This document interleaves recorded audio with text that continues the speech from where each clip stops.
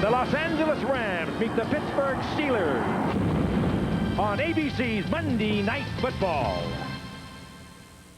Are you ready? Yeah, I'm ready. Are you ready? Oh, rowdy time. Are you ready for some football? A Monday night party? Hey, this is Rockin' Randall Hank. Ready to get the good time started.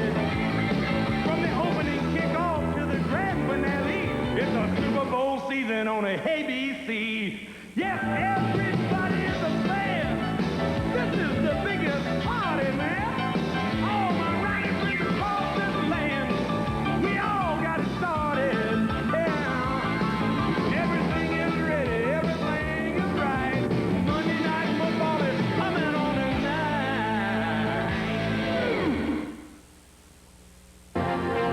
ABC's Monday Night Football. The Los Angeles Rams versus the Pittsburgh Steelers. Brought to you by Saturn, a different kind of company, a different kind of car. By America's favorite light beer, Miller Lite, the sole sponsor of the NFL Player of the Year Award. By McDonald's, you know the one. It's McDonald's for food, folks, and fun. And by Braun Electric Shavers. It is through superior design that superior performance can be achieved. Pittsburgh, Pennsylvania, on a beautiful October evening. A spectacular shot of the Steel City as we pan across to Three Rivers Stadium, and it is sold out tonight. Of course, 59,000 plus. They love their Pittsburgh Steelers. Here in the Steel Town, we move inside where the Los Angeles Rams will meet the Pittsburgh Steelers in what you could call a very important game for both ball clubs. Hello again, everyone. I'm Frank Gifford, along with Al Michaels and Dan Dierdorf, and more important, that's probably a weak way of putting it, a critical game for both these two ball clubs. The Steelers right now are 3-4. They got off to a horrendous start. They were 1-4 at one point. All of a sudden, they put it together, and now in the Central Division of the AFC, they know if they win tonight, they will go to 4-4. They will be tied with Houston, one game back of Cincinnati, the leader. They have two games coming up with Cincinnati. Meanwhile, the Los Angeles Rams, remember them, 11-5 a year ago, all the way to the NFC Championship game to lose to the 49ers. Well, they are 2-4, and this is a team that is struggling. In the NFC Western Division, of course, they trail the 49ers. The 49ers at 7-0, and they're not even thinking about a division championship. They're thinking perhaps a wild card, but Al Michaels, more than anything, this is a team probably of quiet desperation, and that's a word that John Robinson has used to characterize their win last week over the Atlanta Falcons, a desperation win. After that win, Frank, I think what the Rams are trying to do is they're trying to convince themselves everything is going to be all right. Well, everything is all right on one side of the ball, offensively. Let's face it, Jim Everett is entering the prime of his career. They have two terrific receivers in Henry Ellard and Flipper Anderson. They have an emerging star at running back, the type of runner that John Robinson loves in Cleveland Gary, who gained 102 yards last week against Atlanta. They will score a lot of points, but on the other side of the ball, the Rams right now are allowing more yards per game than any team in the league, and that certainly will not get you to the Super Bowl. Tonight is a pivotal and a very big game. There's a huge difference between being 2-5 and 3-4, especially as the Rams look ahead to the next 2 weeks when they have the Houston Oilers and then the New York Giants. Meanwhile, Dan, the Pittsburgh Steelers come in trying to get to the 500 mark. They got off to a stumbling and sputtering start this year, but for inspiration, all they have to do is look back to 1989. What a turnaround. What's new with that start, Al? The problems, I guess, were a little bit different. Last year, they got outscored 92-10 in those first two games, so if you look at the defense and say some serious problems. This year, their problems were offensive. They couldn't score any points. Their new offensive coordinator, Joe Walton, had problems with Bubby Brister, and they were late getting this thing kick-started. I look at some great matchups here this evening. I look at the great wide receivers for the Rams that Al mentioned, Ellard and Flipper Anderson. They're going to go against the best secondary, I believe, in the National Football League, led by Rod Woodson. It's going to take some pressure by the Steelers up front, trying to crack that great front line of the Rams. Can they pressure Everett to give these guys a chance to make some interceptions? There's also one other guy I want you to take a look at. This is the tight end for the Pittsburgh Steelers. His name is Eric Green. He is 6'5", close to 280 pounds, and he looks bigger than that when you're down on the field. It's late October. We're in Pittsburgh to watch the Steelers and the Rams. Not a bad way to see it. And close to 60,000 will see it as well at Three Rivers Stadium. where the Steelers during the 70s were the dominant team in the National Football League. 4 Super Bowls, struggled through the early part of the 80s. And there's the man to whom Dan referred.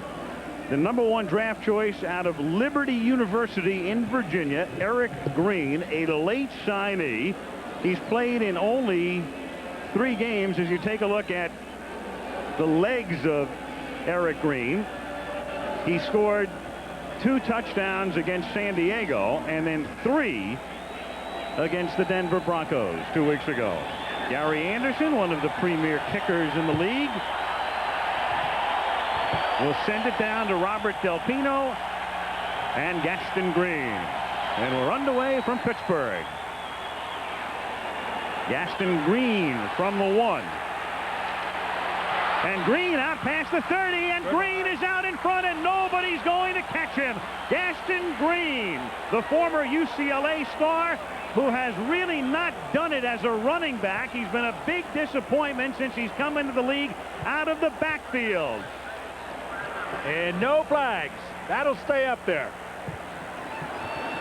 And they will rule it a 100-yard return for a grinning John Robinson, who has watched his Rams take the lead 16 seconds into the game. There wasn't a single Pittsburgh Steeler that even put a hand on Gaston Green. That's how effective the blocking was up front and how poor the coverage by the Steelers. I mean, he didn't have to break, Frank, a fingernail tackle.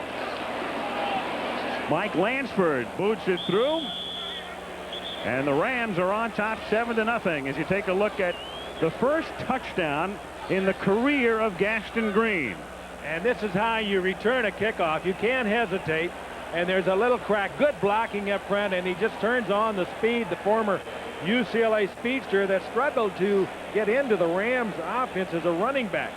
But this time he finds the gap. He hits the accelerator. And all of a sudden you saw the grin on John Robinson's face. And we'll look at it once again. Well, you have to credit the other 10 people on the field with Gaston Green, because every one of them did their assignment to perfection. It's not often that you'll see a kickoff return where there's not a tackle being broken or a spin move or something like that. Just straight down the field for Gaston Green. You know, there's no feeling like it. Look at Jim Everett's reaction on the sidelines. You saw John Robinson a moment ago, but for a running back, there's no feeling like that to pop through an opening on a kickoff. You get the block, you saw the cross block there opening the hole, and all of a sudden you're in the open, and there's nothing quite like it. You'll never forget it. Yeah, and we saw Jim Everett's reaction. For a quarterback, there's nothing quite like being ahead 7-0 before you've even run an offensive play. That works for Everett and the Rams. That was the longest kickoff return in the NFL this season, we're being told, by Ken Wolf, our producer down in the truck. Not a bad way for the Rams to get started, and some of this Steeler crowd that is late getting to their seats from some of the tailgate parties taking place out on the parking lot, they missed something. They might be glad they missed it. Lansford to kick off, and it is a very short kick, something he's been plagued by this year. And going the other way was Barry Foster. He's the guy who let the kick bounce, thinking it was a punt, as he was consumed by brain lock last week in San Francisco and what turned out to be the key play of the game. And he was going to catch this no matter what it took. Over the shoulder, scoop it, you name it. The rest of the year, he's going to catch everything, colds, pneumonia, whatever you've got.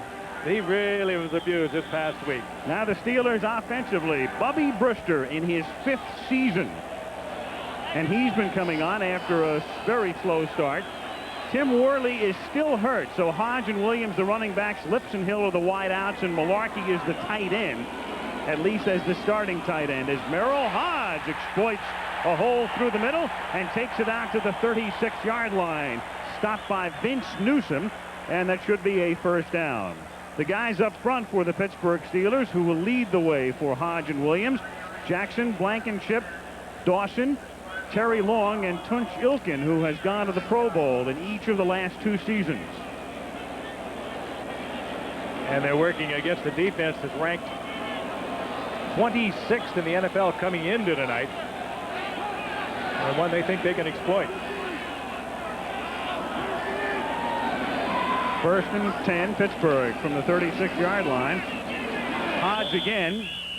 picks up a couple. You'll recall Hoge last year really turning it on in the playoffs. And against the Rams defense tonight, he'll face a basic 3-4, but sometimes they go to 2 down linemen and 5 backers in the Eagle. Reed, Wright, and Keel. Kevin Green is their sack specialist. Stams is really coming on. Kelm is back from an injury, and Wiltshire, the veteran, on the outside. And the secondary, which has been exploited, Gray and Humphrey are the corners. Newsom and Stewart are the safeties. 2nd and 8. Steelers from the 38-yard line.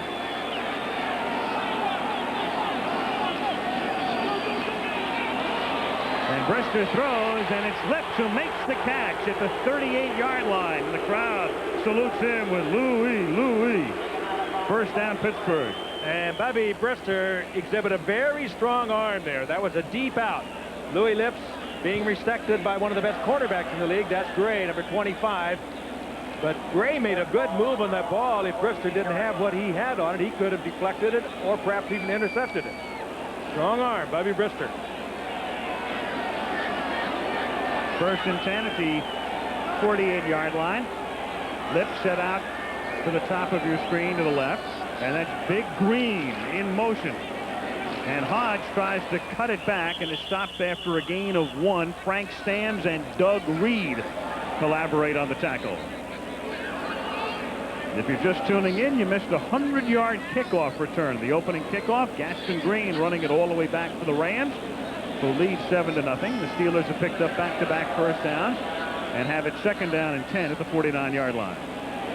Gaston Green, that one back was only his 2nd kickoff return of the season. The other was a 24-yard return.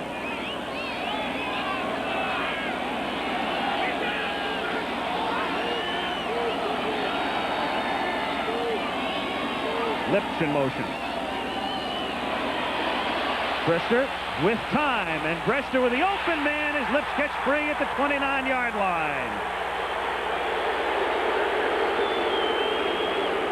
Rams play mostly zone. That time it was Lips coming in motion. He found the perfect gap, and Brister again with the strong arm zips it in. Now between the two men playing the zone, one deep, one underneath, Brister fires it in.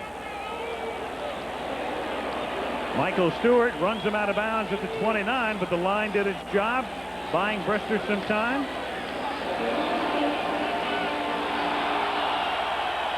Lips with 2 catches tonight.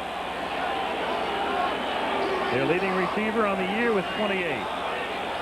Play clock is down to 1 as Brister gets it off.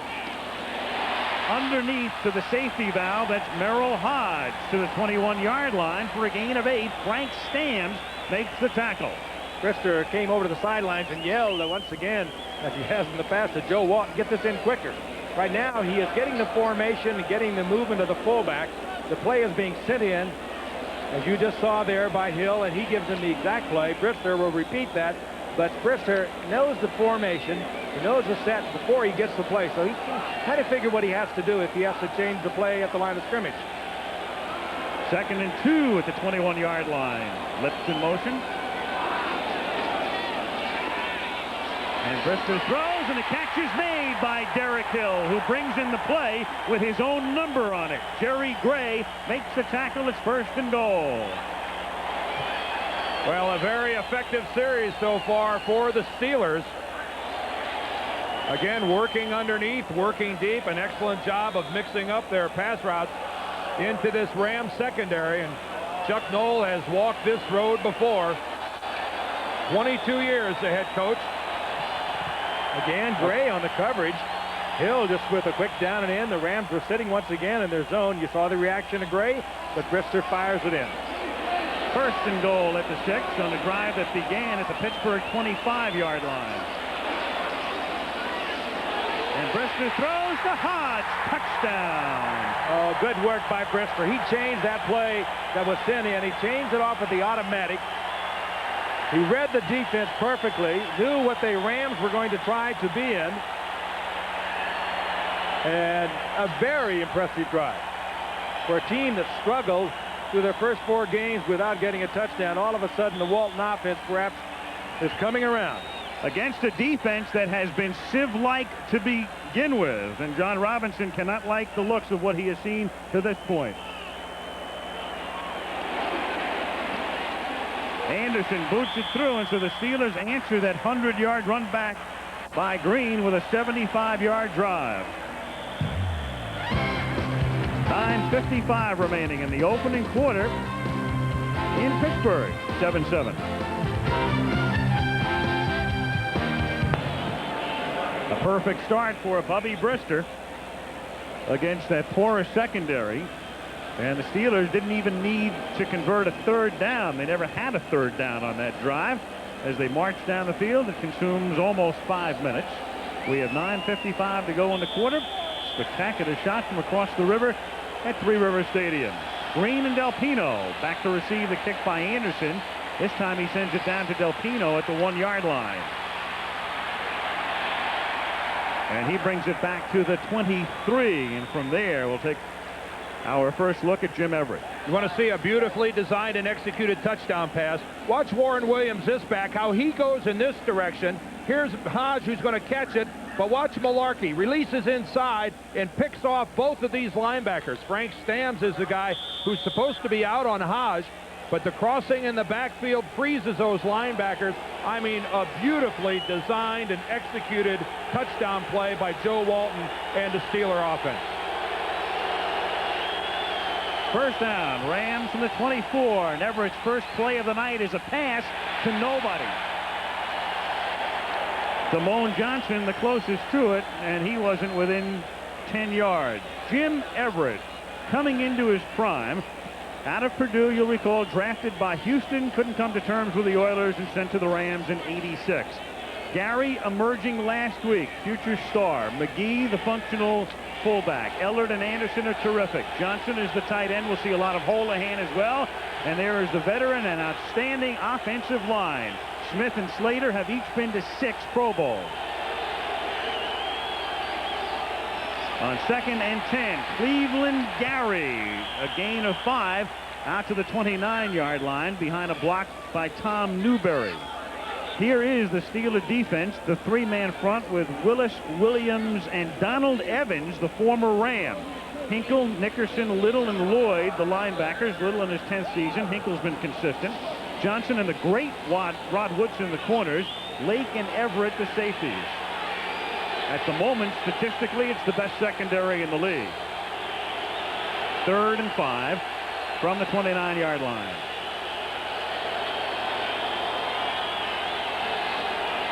Everybody into the pattern, and the pass is caught by McGee, who somehow holds on, and he should have a first down. Thomas Everett with the pop. All these defensive backs for the Steelers are superb athletes. They sort of sit back into a 4-deep zone on most occasions, and they let you catch the ball, but they react so quickly. You saw Everett, number 27. The ball is in the air, and he is moving. Well, I think Everett did the easy part. How about Buford McGee holding on to this football?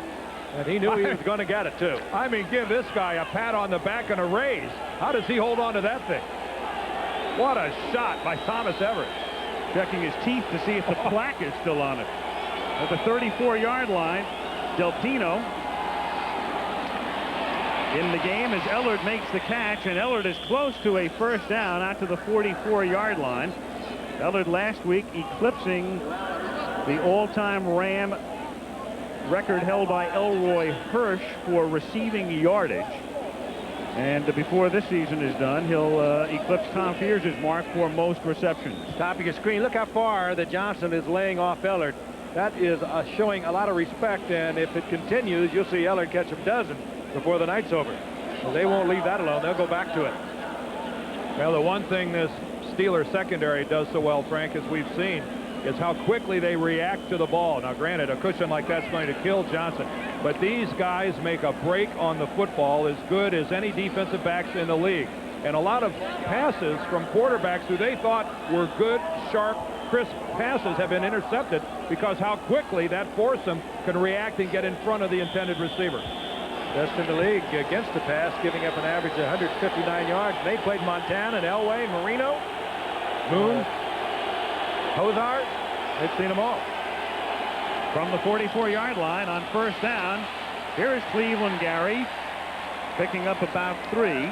Carnell Lake makes the tackle, and when you look at Cleveland Gary, that's the kind of back Robinson loves. For years he had Dickerson. Then when Dickerson left, he plugged in Charles White, and White led the league in rushing. Then they went to Greg Bell, and he was their main man for the last 2 years, and now the future belongs to Cleveland Gary out of the University of Miami. I thought that graphic there was very telling, though, talking about some of the Rams' problems. That last week, Gary had the Rams' first 100-yard rushing effort of the season. I mean, that's almost a given that a John Robinson team will crank out somebody carrying the ball for over 100 yards every week. On 2nd and 8, off the fake to Gary. That buys a lot of time for Everett, and the catch is made by Ellard. David Johnson, the cornerback, gets credit for the tackle at the 38-yard line, and another Ram first down, 15-yard gain. And you suddenly get the feeling, not even suddenly, you get the feeling that David Johnson is going to be very busy tonight. Over on the other corner is Rod Woodson, one of the best defensive backs perhaps even to come into this game, a 2-time Pro Bowler. So why not stay away from him? I mean, he moves so quickly. You think you have an opening, and he'll come up with the interception, the deflection. So they are going to continue to test number 44, David Johnson. 6:40 remaining, first quarter. Game tied 7-7. 1st and 10. Little toss to Cleveland Gary, who cuts it back inside, and he runs right through Everett as Everett gets credit for the tackle, and then David Johnson is there to finish him off at the 32-yard line.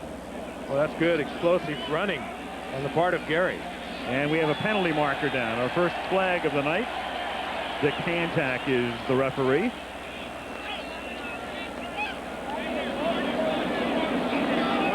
Tony. And it's going to be against the Rams. The Rams are already huddling back at their own 40-yard line. Holding. Offense. Number 67. 10-yard penalty. Repeat the down. First down. Duval Love. You know, Gary has not gone through a training camp. He was a first-round draft pick in 1989 and was a holdout throughout the preseason there. This past training camp, he had a bad back and he didn't play, did miss the first game. So what you're looking at is basically a youngster who has not gone through a full training camp. Cleveland Gary and the Rams are getting from him what they thought when they drafted him. 1st and 20, and the catch is made by Henry Ellard, who will be a busy man tonight. What else is new? Ellard coming into the game with 33 receptions this season. David Johnson thinking, hey, let's get some help. I need a little help from this man. See the distance he's laying off. Ellard, you just can't do that to this man. They'll keep coming back to this over and over and over. What you'll have to try to do is get a linebacker to drop in front of it. And I'm sure they'll be trying to make the adjustment. Otherwise, they're just going to eat him all night. 2nd and 5 at the 33-yard line. Here's Cleveland Gary to the 31-yard line. Gary is trying to follow in the footsteps of Bo Jackson and Deion Sanders. He's also a baseball player. He is in the Montreal Expo system, though he has not had near the success that Bo or Sanders have had, as he is still in A-ball and hopes to play next year in AA at Jacksonville. What, he played in Bradenton last year? Plays the outfield. It's a long way from A-ball to the major leagues, so. Of course, a great running back in Miami, but he was also a good receiver there. So he certainly fits into a Ram offense that is directed by pass-conscious Ernie Zampese. 3rd and 3. Off the fake, Everett under pressure, gets hit as he throws, and it is incomplete. Flipper Anderson reaching up with one hand in the middle of 3 Pittsburgh defenders, and Everett got nothing on that as he was hit as he throws. Boy, and Jim Everett is lucky that he didn't come out of there with a blown knee. What a shot he took. He takes a shot coming from the outside. You can see Greg Lloyd coming in, and he gets blocked at the last moment. That sends him down and knocks his legs out from underneath him. He loses his balance and ends up hitting Jim Everett right in the knees. Here's a field goal attempt by Lansford. 48-yard attempt. Pete Holohan with the hold, and the kick is wide. Rams come up empty on that drive. Robinson looking, I think, for a flag, but we see none. 4:54 to go in the quarter. I'm Lawrence Taylor of the New York Giants. We're heading to the Hoge Dome to take on the Colts next week on ABC's Monday Night Football. John Robinson was looking for a flag, and we'll show you why after this first play on a Pittsburgh drive that begins at the 31-yard line. 1st and 10 for the Steelers. Game tied 7-7, 4:41 to play in the opening quarter. And Brister, who is 5 for 5, is now 6 for 6 as Hoge makes the catch and fights his way up to the 36-yard line. Stopped by Frank Stams. All right, let's go back to the field goal attempt. Yeah, we went to commercial showing you how livid John Robinson. This is why. Here's Keith Willis right here, number 93. Watch him come across the line of scrimmage and beat the snap. Willis moves early, and he is well into the neutral zone at the snap of the ball. Keep in mind, it was 4th and 3. If Pittsburgh would have been called for the offsides, that would have been an automatic first down for the Rams. And look right there, you could see Rod Woodson looking back over to the sidelines, expecting to see a flag.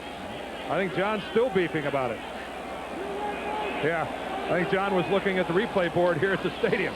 2nd and 4, and that's Brister's first incompletion of the evening, intended for Dwight Stone, and it will make it 3rd and 4 from the 37-yard line. Tim, I tried to explain earlier in the year, Brister had a hard time absorbing the Joe Walton offense, which is very complex, and of course he is the new offensive coordinator. They had trouble in the early going. Then the San Diego game, they changed over to where they signaled in the formation and what the remaining setback would do, and that eliminated about half the calls on when the player brought the play into the huddle, and it's made it much easier. Things started to go for them. The first game they did that against San Diego. 3rd down and 4. And it is juggled and incomplete, intended for Derek Hill, and he was hit by Mickey Sutton, and the Steelers are forced to punt. You saw that graphic in regard to Joe Walton, 22 years as a coach, and of course that includes his days as an assistant with the Giants in Washington, where he helped tutor Joe Theismann, and then on to the Jets as an assistant before he took over as the head coach. 22 years, and where does he rank? Well, just about in the middle, 13th. His teams compositely. Dan Struzinski punts, and a fair catch is called for by Mickey Sutton at the 28-yard line. So the Rams will take possession at their own 28. 3:35 remaining in the opening quarter on a beautiful, sparkling night in the Steel City. This is Hamlet by William Shakespeare. This is Tire Tips. New kid is stealing everyone's heart. Oh, I could just eat him up. Well, that's good, because if he don't go to sleep, I'm going to deep fry him. Who's the boss? Tuesday. And welcome back to Three River Stadium, Pittsburgh. Gaston Green returned the opening kickoff 100 yards for a Ram touchdown.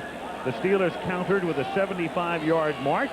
The game is tied at 7. And the Rams have the ball at their own 28 to begin this drive. Everett sends McGee in motion and hands the ball to Cleveland Gary. And he moves out to the 32-yard line. Stopped by Hardy Nickerson. Well, it's been well noted through the years, John Robinson loves to run. You go back to his days as the SC coach with Marcus Allen and the great tailbacks, and on through the Dickerson and White and Bell years here. But there it is, and you'll notice the transition. It has a lot to do with Ernie Zampese coming in to run the offense, to the point where almost 3/4 of their yardage this year has been gained through the air. Ernie Zampese, of course, having a long association with Don Coryell, and coming from San Diego. Remember Dan Fouts and their aerial game they played down there? He brought it to the Rams. Cleveland Gary, though, he is going to change that ratio because, as we have pointed out in their prior drives, he is just now emerging, and John Robinson figures to give him the ball a lot more. I think Jim Everett might have something to do with the evolution of that passing game as well. You can have the most brilliant offensive coordinator in the game, and unless you got a guy to toss the pill, ain't going to work. How about Henry Ellert, who broke one Elroy Hurst record last week, is threatening another one, and Willie Anderson leads the league in average per catch on the other side. 3rd and 1. L.A. from the 37-yard line. And on 3rd and 1, a flag goes down. It is intercepted at the 50-yard line. David Johnson runs it back Johnson to the 15-yard line, but let's see about the flag, which was thrown at the line of scrimmage. Well, there was motion at the line of scrimmage, but I believe it was a tight end. Well, Ellard and Everett were certainly on different pages on the pass route. Keep in mind now, if it's a tight end moving, the play will stand. If it was an offensive lineman moving, it would be a dead play.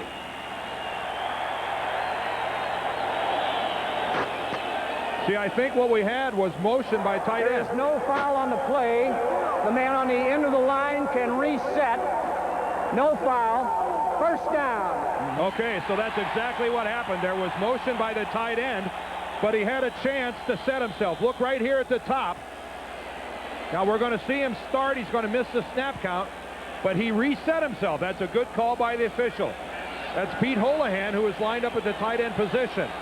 They'd have been better off if that had been an offensive tackle. That would have been a false start, dead play, and it'd still be the Rams' ball. Steelers 1st and 10 from the 17, and Brister goes right up top. Brister for Green. Touchdown. Never has 280 pounds moved so quickly and so precisely to get open. Frank, this is the second time now that we have seen the Steelers in the red zone of the Rams where they have run a beautifully designed play. But look at this clears to the inside and then up the sideline. He gave it an out fake, turned it up, and Vince Newsom goes, what am I supposed to do with this? Is revolutionizing that position. His 6th touchdown of the season. Anderson boots it through. Green out of Liberty University has become the first player in NFL history to catch 5 touchdown passes in his first 3 games. A little move to the outside, the little fake, the little hitch, turns it upfield, wide open, and superb speed. He is something. Need a new ball. Eric Green signed late, made his debut against Miami. Didn't catch a pass that day, but caught 2 against San Diego, 3 against Denver, and 1 here tonight. It is 14-7 Pittsburgh, and this is Del Pino running it back for the Rams. And Del Pino finally gets taken down up at the 40-yard line as the tackle is made by Barry Foster. I think we have to give Joe Walton credit again. Here's Green right here lined up. Here's the other tight end, Malarkey. It looks like a strong side running game, but watch him come all the way across the formation. You just don't expect a 280-pound guy to be your motion man. Now watch Lips clear it to the inside by breaking off there, and Newsom just late in responding to Green. And the question I have for Vince Newsom, how do you lose track of an object that large? That guy will not tiptoe through anybody's secondary. 2 excellent plays by Joe Walton in the Steeler offense. Newsom gives away about 110 pounds as Cleveland Gary takes it up to the 44-yard line. Gain of 3. It'll be 2nd and 7. Yeah, but this guy is not the equivalent of a Doug Flutie at tight end. I mean, you cannot miss this guy bounding through a secondary. We kind of lost track of the fact that Jim Everett and Henry Ellard set that play up. They made a mistake between the 2 of them, and Everett threw it right into the hands of David Johnson to set up that touchdown. 2nd and 7 at the 44. 1:07 remaining in the opening period. And they go to Gary again, and he gets into Pittsburgh territory to the 47, and that's a first down, and there's a penalty flag down. Hey, guys, we're making the point here about how big Eric Green is. If you see the guy on his left, number 85, that's Terry O'Shea, a tight end. He's 6'5", 240 pounds. I mean, look at the differential between those 2. Holding. Offense. Number 67. 10-yard penalty. Repeat the down. 2nd down. That's twice now. Duval Love has been flagged, and it cost the Rams a first down. Moves it back to the 34-yard line, and it will be 2nd and 17.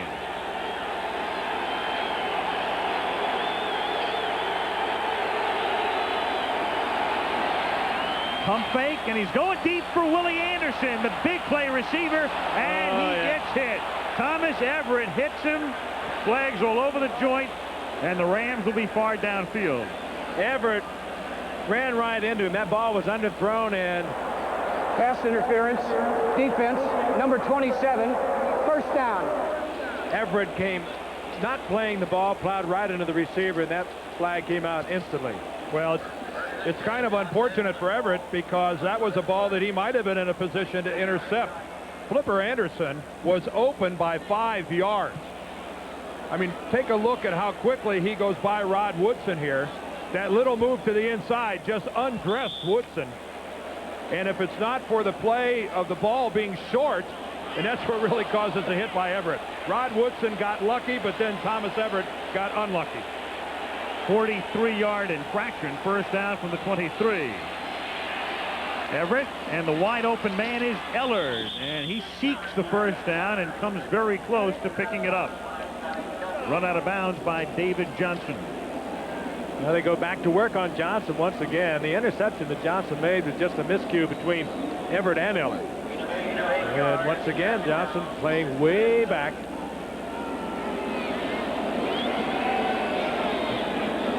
Spotted at the 15-yard line, second down and a short 2.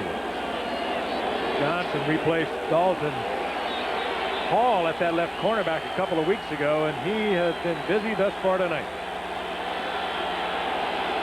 Waning seconds of the quarter. Gary does not get the first down. No gain. David Little makes the initial contact. Donald Evans finishes him off, and that will finish the first quarter off as well. After one, the Steelers lead 14-7. Back we come to Pittsburgh after this commercial message and a word from our ABC station. Barbecue? Sure, but summer's over. Baggett? McDonald's? Hey, McRib. All right. You know, I sure could go for some, fries and a Coke with that. A McRib pack. I'll take it. Hey, let's eat. Oops, better do it now, huh? McRib. McDonald's? Folks, Chomp. Buying a new car is a big step. With many car makers, the minute you drive it out the door, you may feel like you're on your own.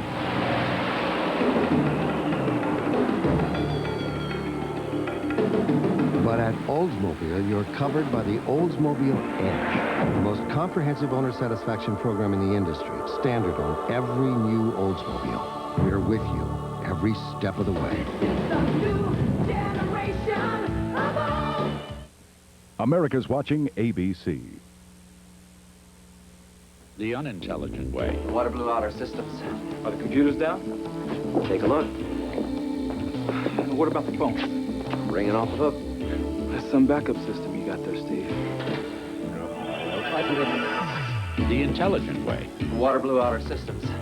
Are the computers down? Take a look. And the phones? Ringing off the hook.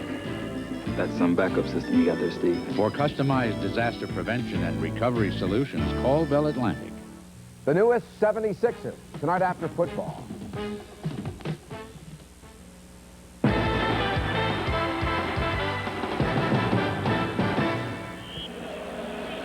Back in Pittsburgh, Al Michaels, Frank Gifford, Dan Dierdorf. As we start the second quarter, Pittsburgh on top 14-7.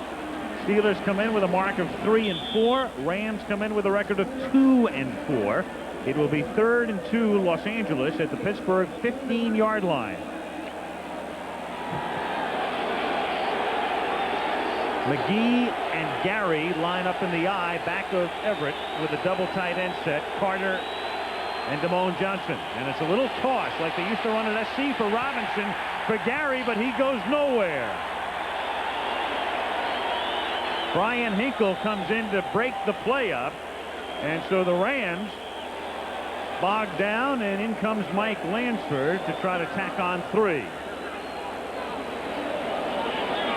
Lansford earlier missing a 48-yarder.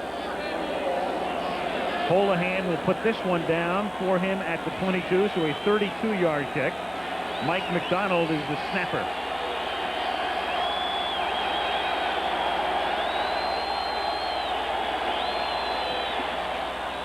And it is just good. just inside the upright from 32. And Lansford pulls the Rams to within 4. So 45 seconds into the second quarter, 14-10 Steelers.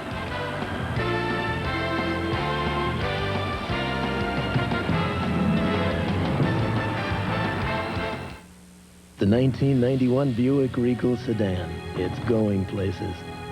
Regal features 4-wheel disc brakes and an available 3800 V6 engine.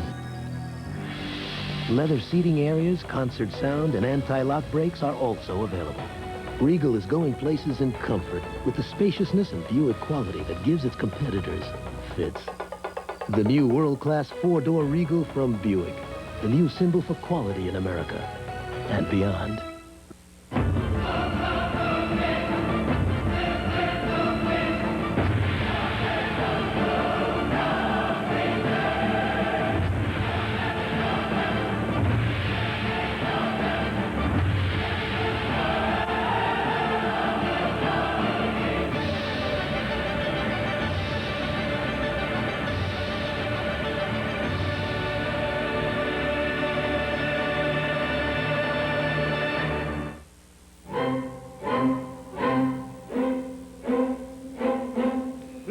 Some people see shaving as something you do for 3 minutes a day. At Braun, we see it as something you do for a lifetime. And we think you should make the best of it. The Braun Shaver, with its 3 shaving positions. Designed for those who choose to make a virtue out of necessity. Braun, the world's #1 selling foil shaver. The undefeated New York Giants are off to their best start ever. Now they head to Indianapolis to tackle Eric Dickerson and the Colts next week on ABC's Monday Night Football. Point State Park in Pittsburgh. A look at downtown, and now back into Three Rivers Stadium for the kickoff by Lansford, which is short. Taken at the 12 by Rod Woodson, and there he goes. Woodson out past the 40, chased by Terrell and Newman, and all the way down to the Rams' 39-yard line. Well, we're seeing some of the league's best kickoff coverage by both clubs here tonight. Rod Woodson a little late getting up. This is a move that doesn't work very often, taking it all the way across the field. Normally on a kickoff return, when you run parallel to the coverage team, you end up losing yardage, but Rod Woodson this time sensed it, and he was right, taking it all the way across field for big yardage. And Gordon Wells, the umpire, pays his own small price as well on that play. We'll get a look at, I guess, some of the officials taking it in the shorts at halftime, too, don't we? And Woodson is getting a look-see on the sidelines, holding his left arm. Slow getting up, and now they are concerned about Woodson. 49-yard run back by Woodson. Steelers have it at the 39 of the Rams. And Merril Hoge picks up 5 as he bursts through the middle behind a block by John Jackson, stopped by Newsom. ABC's Monday Night Football is being brought to you by Buick and your Buick dealers. Buick, the new symbol for quality in America. And by Miller Genuine Draft, cold filtered for real draft taste. So get out of the cold, or out of the old and into the cold. Miller Genuine Draft. Or out of the cold into the old? Right. Yeah, one of those. That's why you get the big bucks. Send me a new fax, would you? 2nd and 5 from the 34. Here's Hoge. And Hoge seeking that first down and coming close as he's run down by Mike Wiltshire and Bobby Humphrey. And they're going to spot it at the 30-yard line, which will make him about a yard shy. It'll be 3rd and 1, and Woodson appears to be all right. A reminder, coming up, ABC's college football this Saturday. Those of you in the East and Midwest, Iowa, Illinois, both teams 6-1. And out west, Arizona against the Washington Huskies, right now in the driver's seat for the Rose Bowl bid from the Pac-10. The Giants against Indianapolis, the unbeaten New York Giants, next Monday night at 9 Eastern time is our presentation for you from the Hoosier Dome. We have the umpire stepping across the ball here, and nice sound effect, guys. Yeah. High tech, almost wiped out Woodson a moment ago. Scared me the first time. We have the umpire stopping play here as Bubby brought the offensive team up. Here's Dick Hantak, our referee. Turn the play clock to 9 seconds. Bubby wants those 2 seconds back. Thank you. Well, actually, Bubby was at the line ready to run a play. They're precise. It'll be 3rd and 1 when play resumes at the 30-yard line. Opponents 1 for 5 in 3rd and 1 situation. So despite the porous nature of their defense generally, the Rams have been very tough when it comes to 3rd and 1. Seconds on the play clock. 9 seconds. Well, they have to tick it down now from 25 down to 9.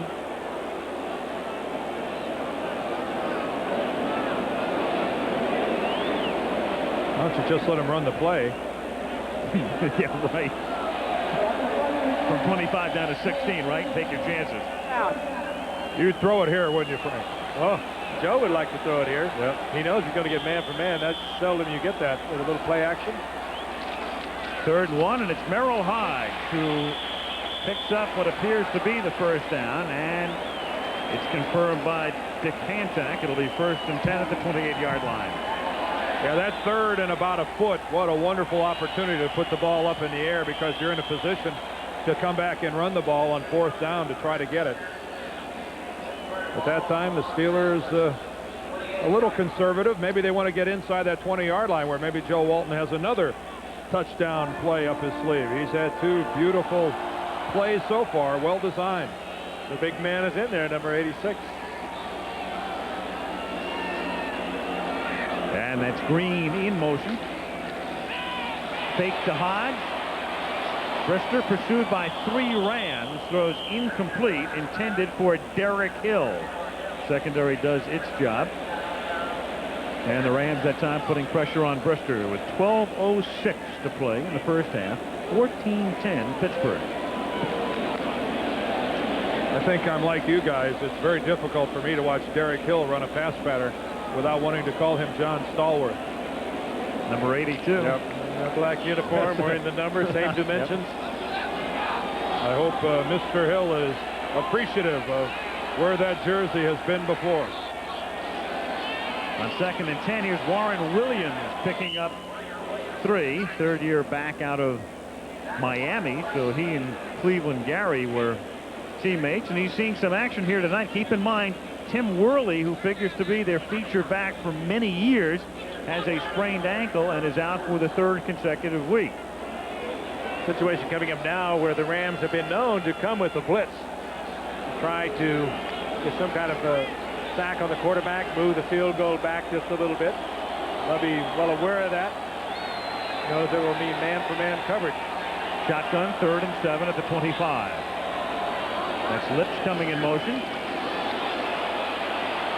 And Brister going deep and off the hands of Louis Lips, who had beaten the coverage. He'd gotten behind Vince Newsom, but couldn't hold on. And he got his blitz, he got his man-for-man coverage, and he just laid it off the fingertips of Lips, and Brister says, oh, I'd like to have that one back one more time.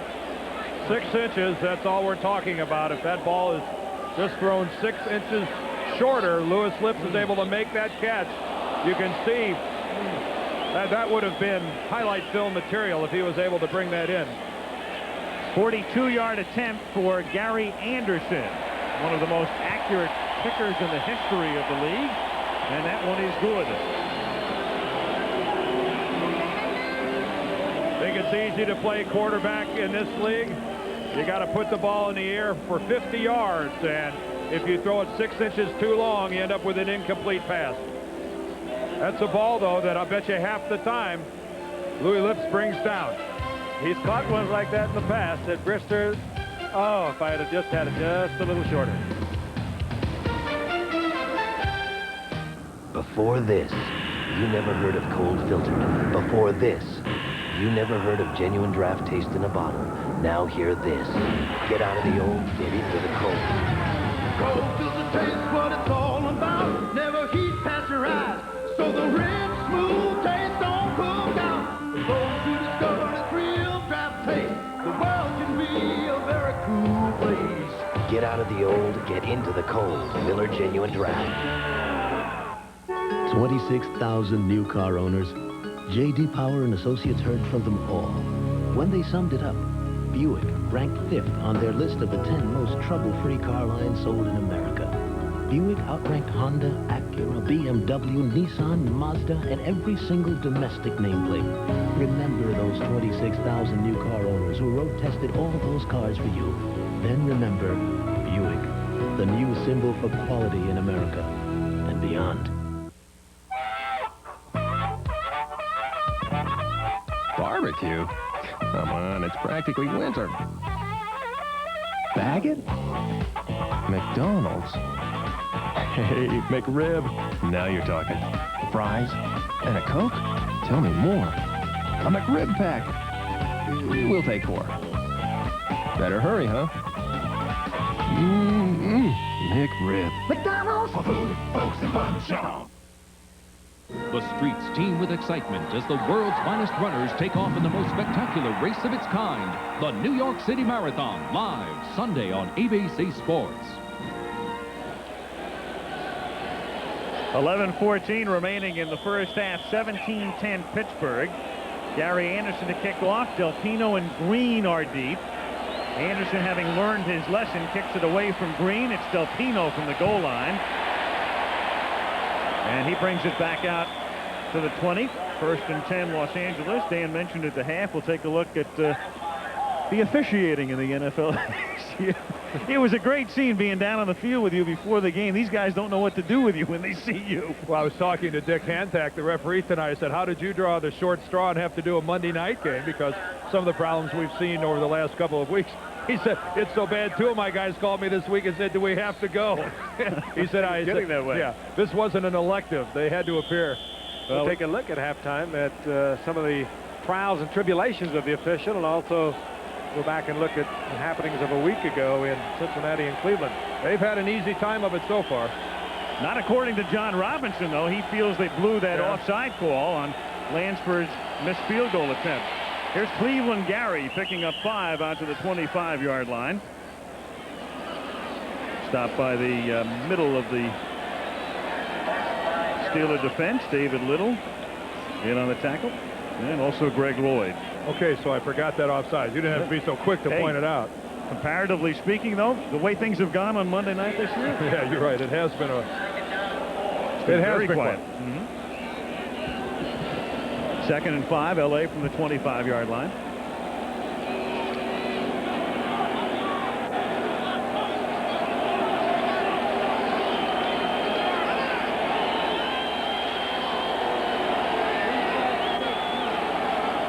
Buford McGee brings it out to the 30. That's going to be very close to the first down. Hardy Nickerson in on the tackle, and they spotted just a little shy of it, so it'll be 3rd down and 1. There is the great one, Joe Green, the Hall of Fame defensive tackle, the rock around which this franchise was built for more than a decade and 4 Super Bowl championships. Joe Green and Bob Lilly, the 2 greatest defensive tackles that I ever had the opportunity to lay an eyeball on. Here's Cleveland Gary, and he picks up the first down out to the 32-yard line. So 3 runs through the middle. Irv Pankey leading the way. That veteran Ram offensive front.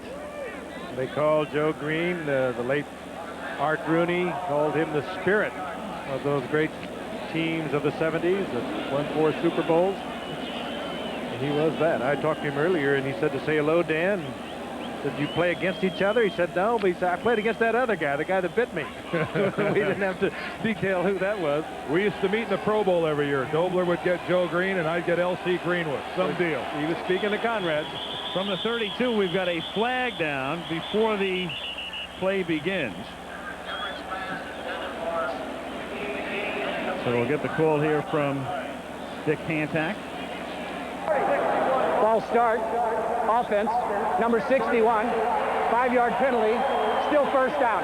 That's Vern Brostick, the rookie.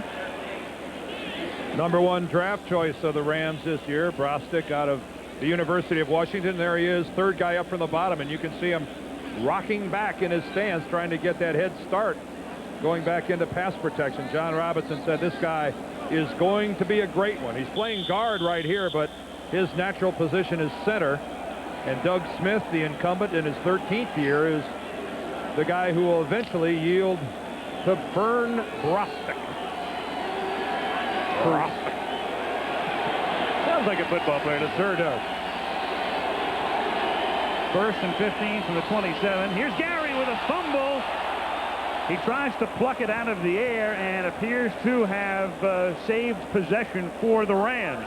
Well, we told you about his baseball prowess, and he's a left fielder, and this is the best catch of the season for him right here. Cleveland was even chuckling about that. Yeah, something tells me John Robinson is failing to catch the humor in this. Watch the ball pop right up in the air. Now, the idea is to concentrate because he knows he's going to get hammered, and he did. Coming up there with Rod Woodson, but he was able to come down with it. He takes that ball off of his shoulder pad. It's sitting on top of his left shoulder pad, and while he's being hit, he brings it back down. Over the shoulder catch. Yeah. 2nd and 12. Everett going deep and incomplete. Anderson can't hold on. Thomas Everett back there with him. He had a step. Oh, and he put another great move on Rod Woodson. Rod Woodson reacts so quickly.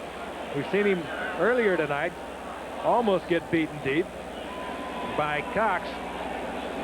Let's take top of your screen now. That is Woodson on the coverage. Now a little move to the inside and just freezes Woodson.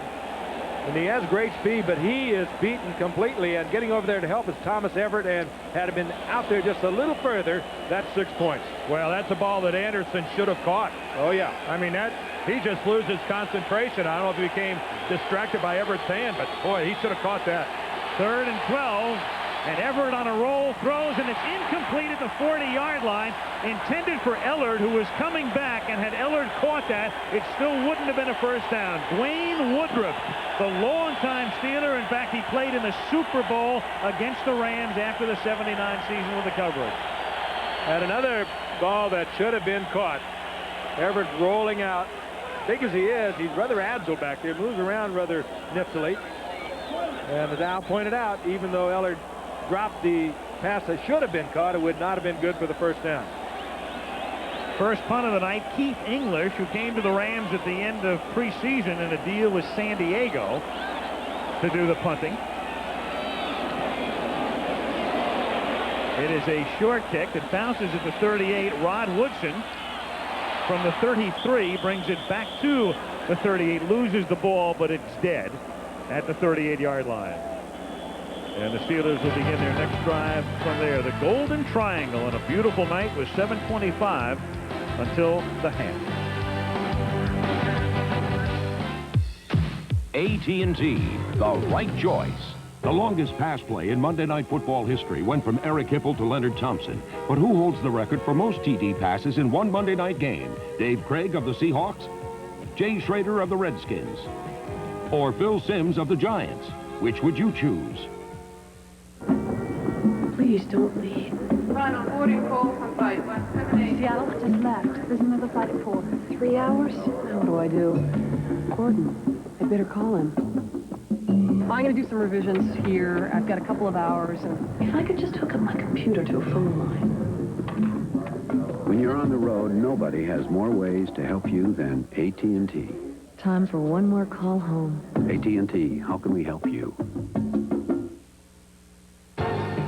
Dave Craig set the record when he threw 5 touchdown passes against the Raiders. If you said Craig, you made the right choice. Introducing the American Beauty. It took vision and courage to bring it to you. It took a policy of unceasing devotion to quality. A revolution in the way its V6 engine and electronic transmission worked together with Dynaride to make it the smoothest Buick ever built. The completely new 1991 Park Avenue and Park Avenue Ultra. They're beauties, all right. American beauties. From Buick, the new symbol for quality in America and beyond. A spooky special Halloween starts with a 1-hour growing pains. You'll shiver when a corpse kisses Mike. Thanks. You'll die with laughter on a special Wednesday. Trick or treat.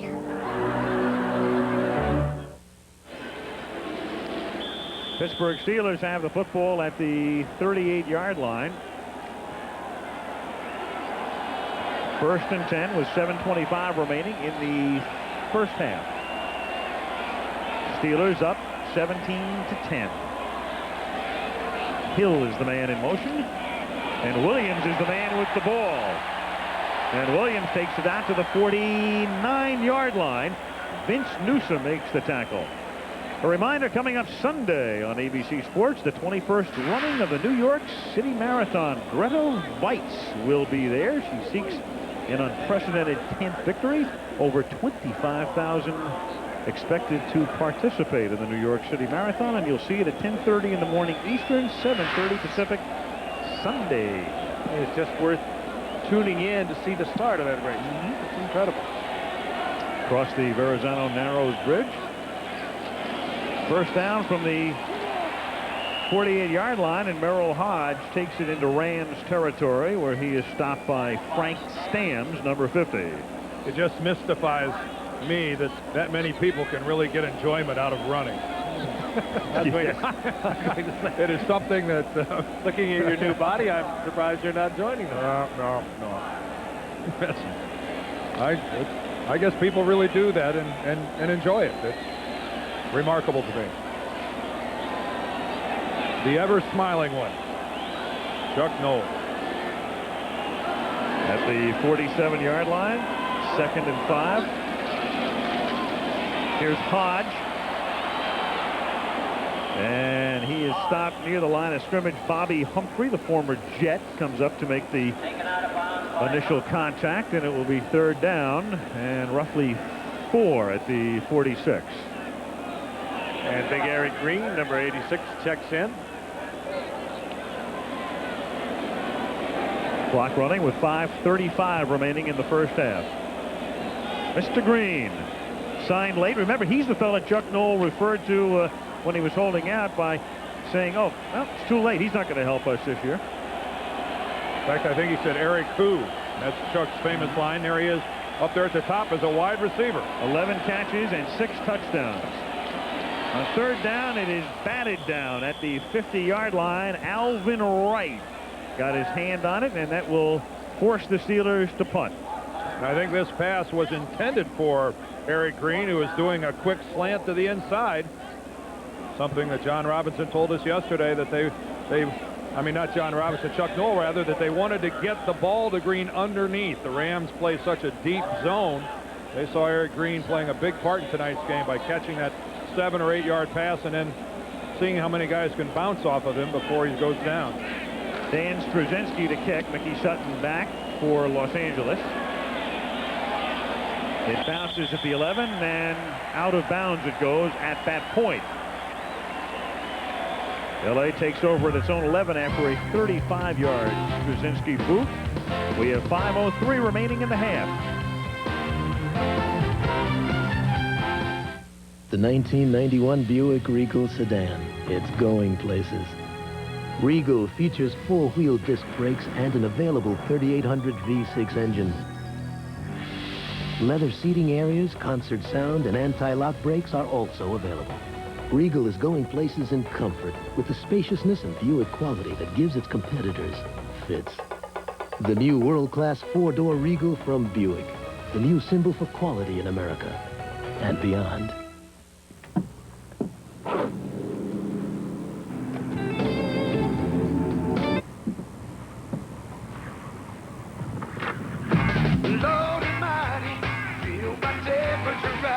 Coal filtered, never heat pasteurized. What happened? The car just kind of... Ask him. Miller Genuine Draft.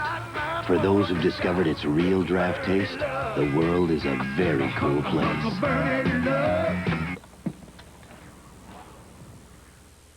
Friday, Joey plays Vegas. I'm insane, Wayne. You're to blame. Wayne Newton's on Full House. Then meet cousin Myrtle. This is our son, Edward. There's a new Urkel in town. Eddie, That name rolls off my tongue like honey. Family Matters. Then we're going to have to bail out. Larry's pilot takes a flying leap. You can't fly this plane. Suckwind bozos, I'm bringing her in. Perfect Strangers, followed by Going Places Friday. In Pittsburgh, Al Michaels, Frank Gifford, Dan Dierdorf as the season approaches the halfway point. It would normally be the halfway point for every team, but this year with the byes and all, some teams have played one fewer game. For instance, the Rams playing their 7th game of the season tonight. The Steelers will be at the halfway mark as they play their 8th. Their bye week yet to come. Pittsburgh ahead 17-10, first and 10 LA from the 11-yard line. And they begin with Gary through the middle for no gain. He is stopped by number 54, Hardy Nickerson. Gary running behind that Ram line. We should note tonight, Jackie Slater, the longtime tackle. He played in the Super Bowl following the '79 season. Steve hurt, and it's good to have Steve back, coming up with an interesting statistic here.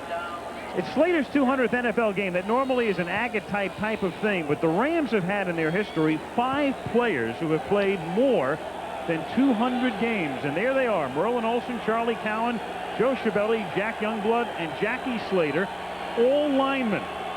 3 on offense and 2 on defense. As Everett throws, and the catch is made by Henry Ellard for a first down at the 26. The Rams, by the way, are only the 2nd team in the history of the league to have 5 players play in 200 or more games.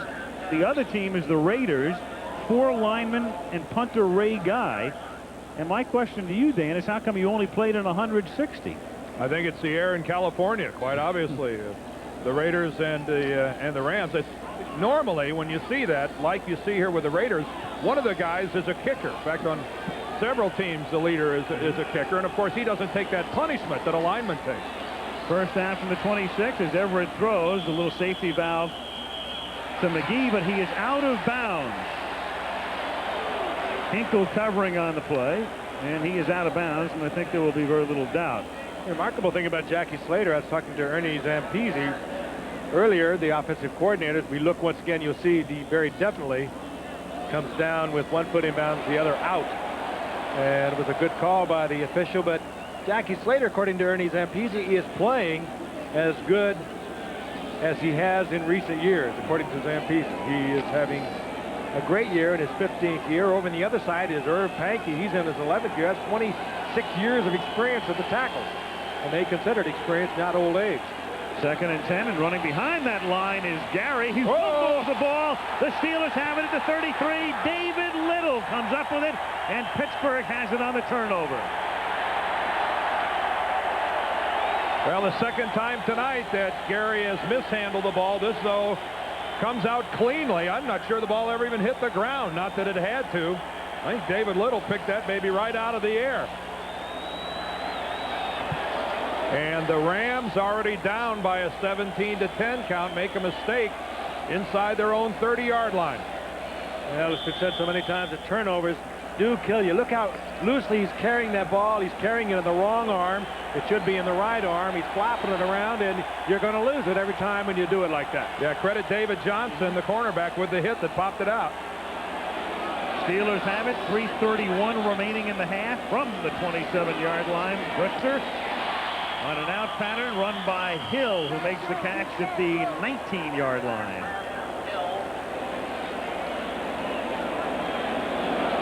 Steelers have all of their timeouts remaining. The clock is ticking with 3:11 to go in the half. Ball at the 19-yard line, 2nd and 2.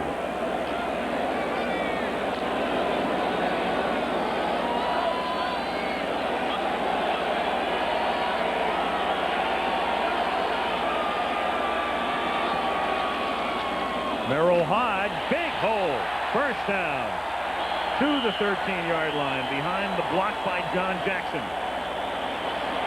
Well, so typical of the Steelers and Chuck Noll. This is an offense that just wasn't invented by this club.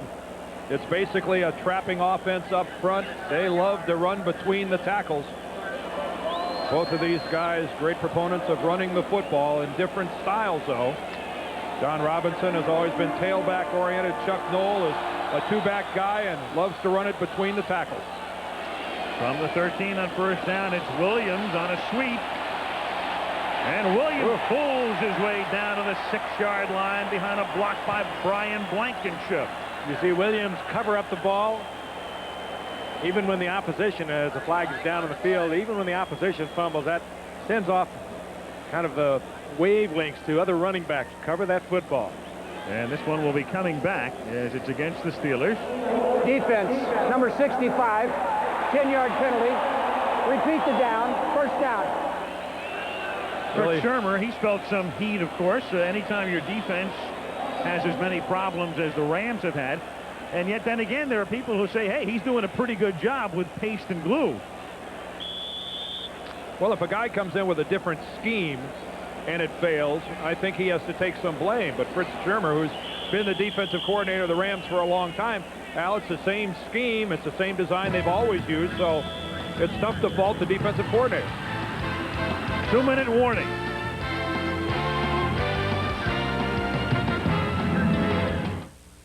It started with close and comfortable.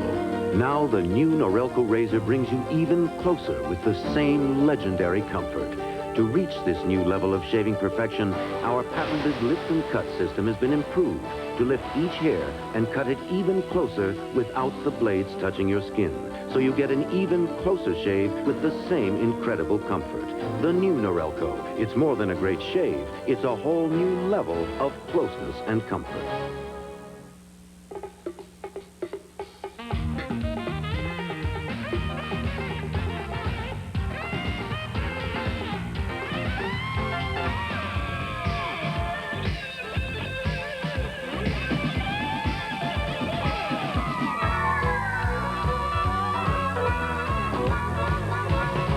For live in-concert performance, Optimus, available at Radio Shack, America's technology store.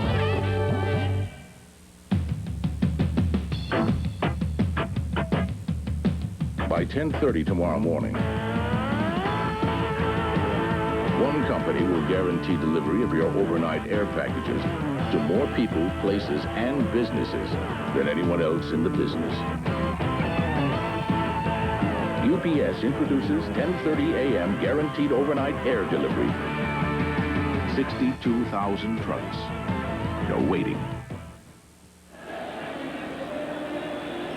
2 minutes to go, first half in Pittsburgh, where the Steelers are on top, 17-10. And a week from tonight, we'll go to the Hoge Dome in Indianapolis, where the New York Giants, who are 7-0, come in to take on the Indianapolis Colts.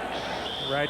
Proud of the old Giants. They have really put it together. They had a lot of holdouts in the early going, as most teams did, that really come together for them. Playing superb defense, conservative offense that has been good enough. Hardly a change of pace. First and 20 for Pittsburgh from the 22-yard line. Brister with time, and then he underthrows the intended receiver, short-hopping Derek Hill. It'll be 2nd and 20 at the 22.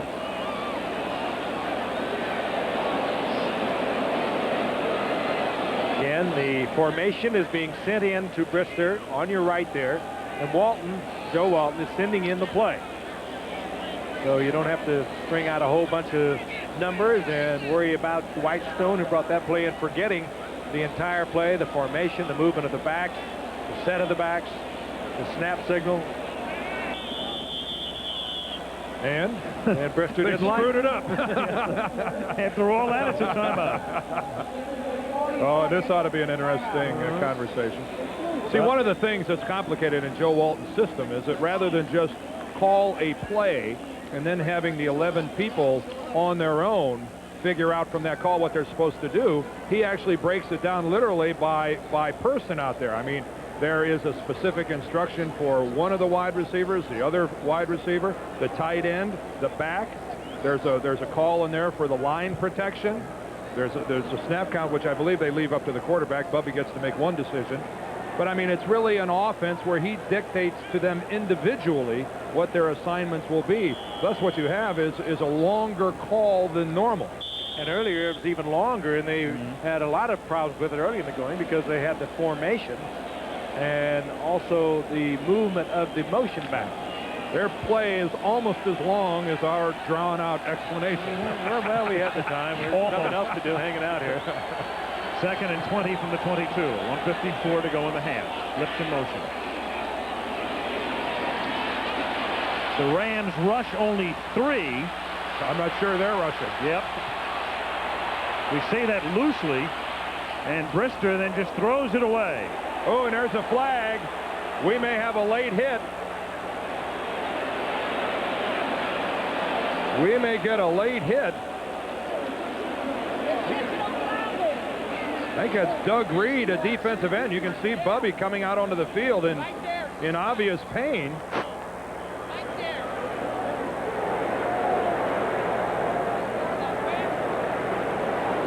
That play consuming 11 seconds. Down to 1:42. And Dick Hancock will tell us about it. The ball is... We have intentional grounding on the quarterback. Loss of down. 3rd down.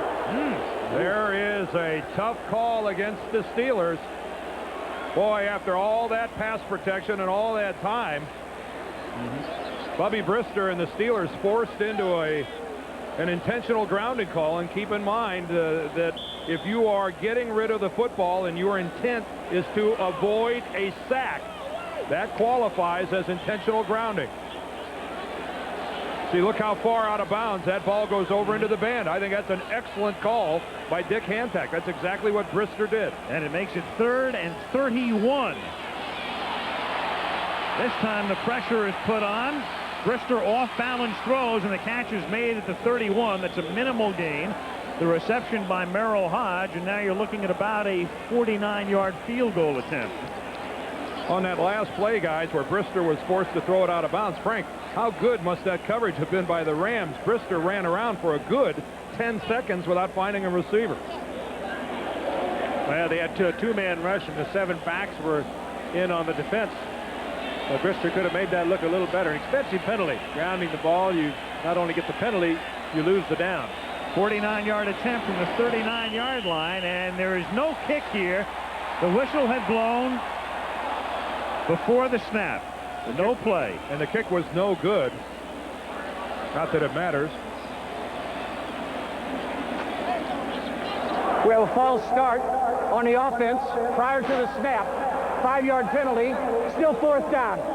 It's a pretty significant penalty because it makes it a 54-yard attempt now.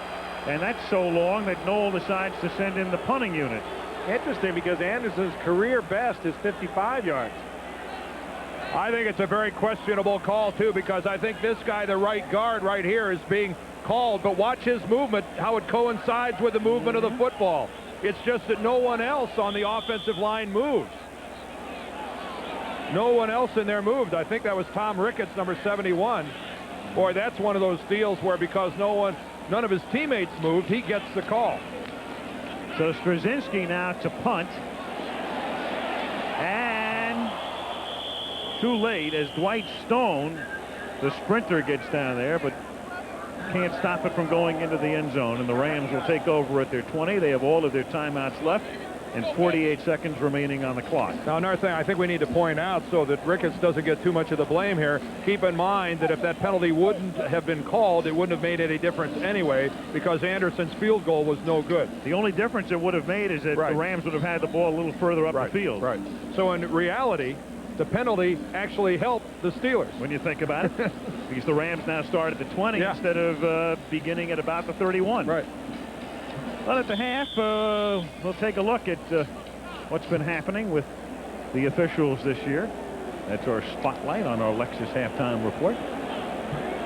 You see Al Franken is back. Yeah. And it's not Saturday either.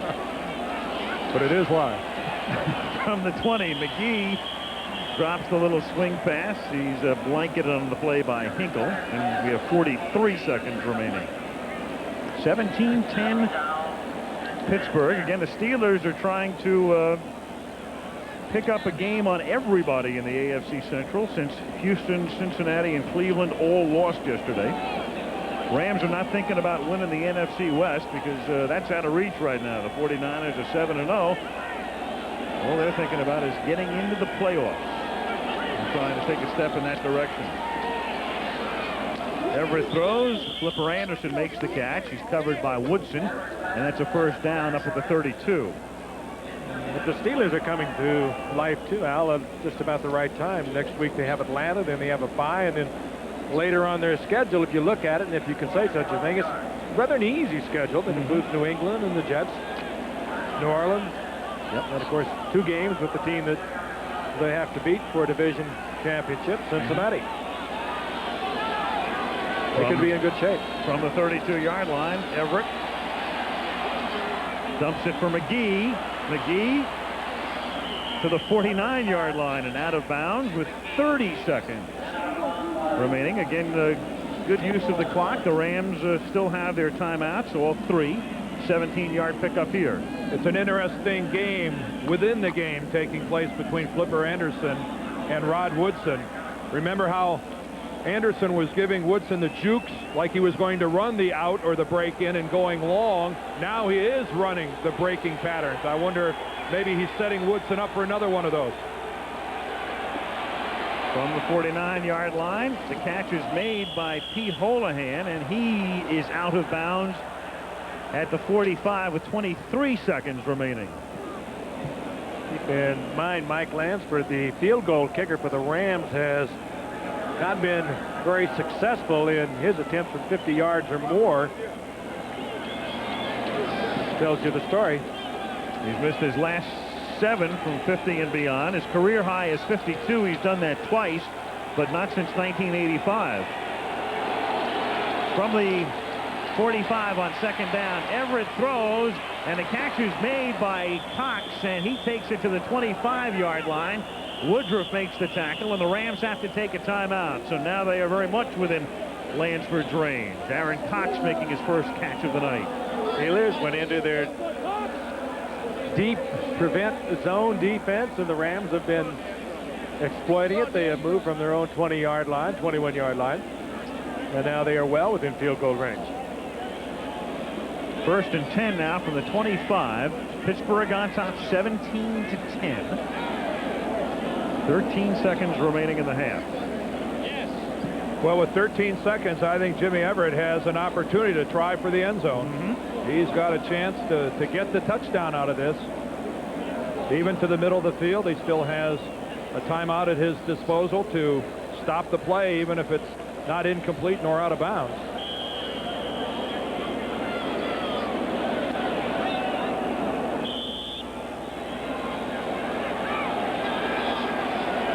Question now for the Steelers, will they rush 3 guys again where they've been ineffective, or do they blitz? Looks like they're going to come with at least 4. Anderson left, Ellard and Cox to the right, and it's incomplete, intended for McGee. So the wide receivers were well covered, and Hinkle had McGee taken care of, and the Rams now with just 8 ticks are going to send Lansford in. Just as well that was an incomplete pass. That was almost the Christian Okoye syndrome, was it not? Remember we did the Chiefs and the Broncos, and Okoye got hit right in the head? I think we just saw Buford McGee do his Okoye impersonation as that one hits him right between the eyes. 42-yard attempt. Pete Holohan puts it down, and Lansford's kick is no good.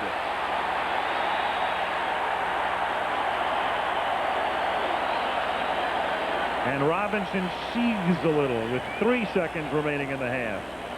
And now the most effective play for both clubs is about to go into effect, the kickoff return. Lansford in a slump. He's 3 of 8 this year from the 40 to 49-yard range. This one not really even that close.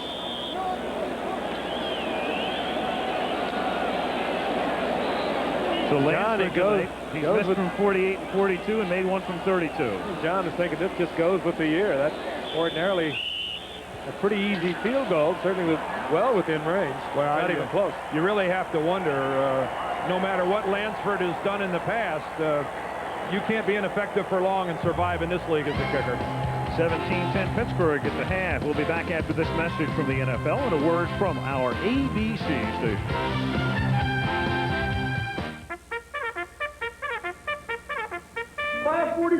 Let's go! Rise and shine! Let's go! It's not the Army, but if they can make it through this basic training, physically and scholastically, they'll be ready to become the best that their minds and hearts can make them. This is the YMCA's Youth Service Corps, dedicated to developing strong work habits while at the same time serving the needs of the community. I'm Bubby Brister, quarterback of the Pittsburgh Steelers.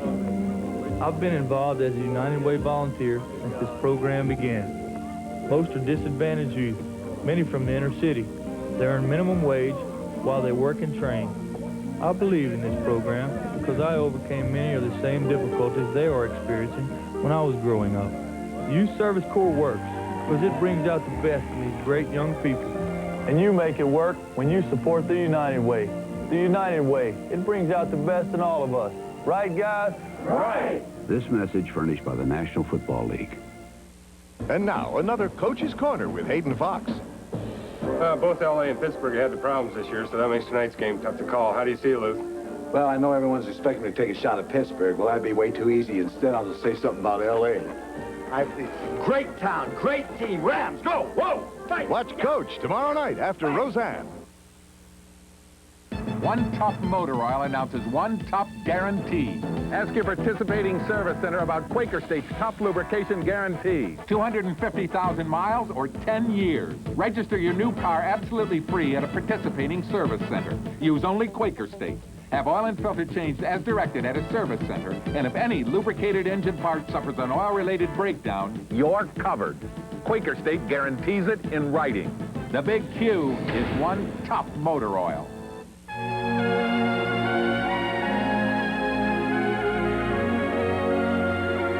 After years of intense work, Lexus is ready to celebrate. Because even at the equivalent of 145 miles per hour,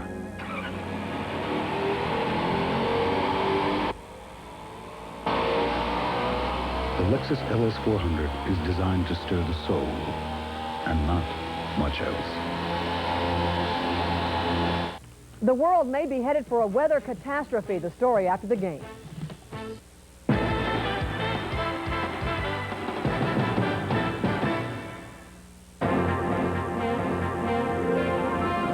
Lexus Halftime Report. Brought to you by Lexus LS400 and ES250 automobiles. The result of a relentless pursuit of perfection. After this message and a word from our ABC station. And back we come to Pittsburgh. Our halftime score, 17-10 Steelers. As you look at the Golden Triangle, that is just a spectacular sight. If you've never been to Pittsburgh, when you come out of the Fort Pitt Tunnel and across the bridge, that is the scene that greets you. The two rivers, Allegheny and the Monongahela, turning into the Ohio. Hence the name Three River Stadium, where ABC's Monday Night Football tonight is being brought to you by Mercedes-Benz, engineered like no other car in the world, and by Budweiser, the king of beers, with that clean, crisp, cold taste. Nothing beats a Bud.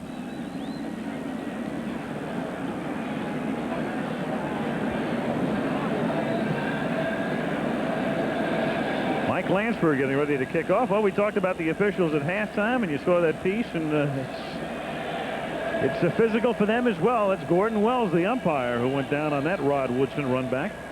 Now, there have been a lot of them have been injured, and some of them very severely. One of the fine umpires in the National Football League, longtime veteran Gordy Wells. A glancing blow. Did knock his earpiece out, though.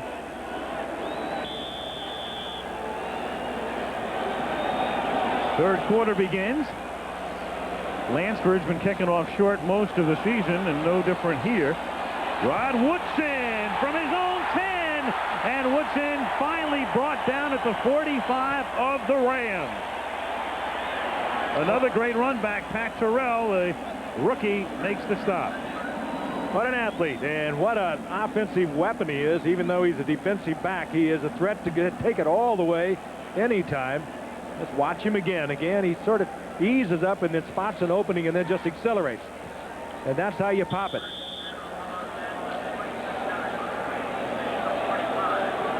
Yeah, that's a great weapon, a good return man. So frequently you get the great field position. 45-yard run back. Pittsburgh has it at the LA 45-yard line. Williams. Warren Williams for a gain of 8 to the Rams 37. He is stopped by Larry Kelm. And we'll take a peek at the numbers as Hill comes hobbling off. Halftime stats. Pretty even. Except in the turnover department, where you see the Rams have a pair, and Pittsburgh has been flawless in their possession of the ball here tonight. And of course, those turnovers have hurt the Rams on the scoreboard. 2nd and 1. This is the 4th Pittsburgh drive that has started in Ram territory. Here's Merril Hoge picking up a first down to the Ram 31. Larry Kelm and Frank Stans converge on the tackle. You know, it's been a solid first half by the Steelers defensively. When you stop to think about that, the Rams' only touchdown came on Gaston Green's kickoff return. Really a 3-point half by the Steeler defense. Now, they were aided partly by some dropped balls. Flipper Anderson dropped what would have been a touchdown pass. Henry Eller didn't have a great half in holding on to the ball. Jim Everett needs a little help. Here's Hoge seeking room to the outside and cannot turn the corner, and there's another official who pays a little bit of a price. Guy holding the down marker. Good defensive string out there by the Rams. The Steelers in with their 3 tight ends in the lineup, and now they go back to a 2 tight end offense, which they have been running most of the night. I think that was Mike Wiltshire, the linebacker to that side, that did a wonderful job of stringing out the play, forcing a loss. Been a great player for the Rams for 8 years. Mike Wiltshire.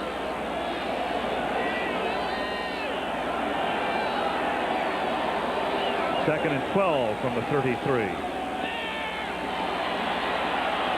Brister incomplete after looking right and then left and trying to hit Merril Hoge. He can't hold on, and it will be 3rd and 12. And had just a little too much on it for Hoge. Brister looking right, reading the coverage, and he read it properly, and he came back looking for his secondary receiver and had to deliver it just a little too quickly for Hoge, who ordinarily is very sure-handed.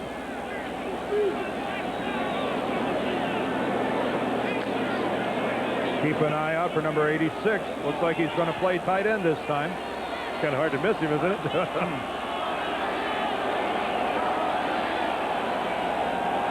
Lips in motion on 3rd and 12.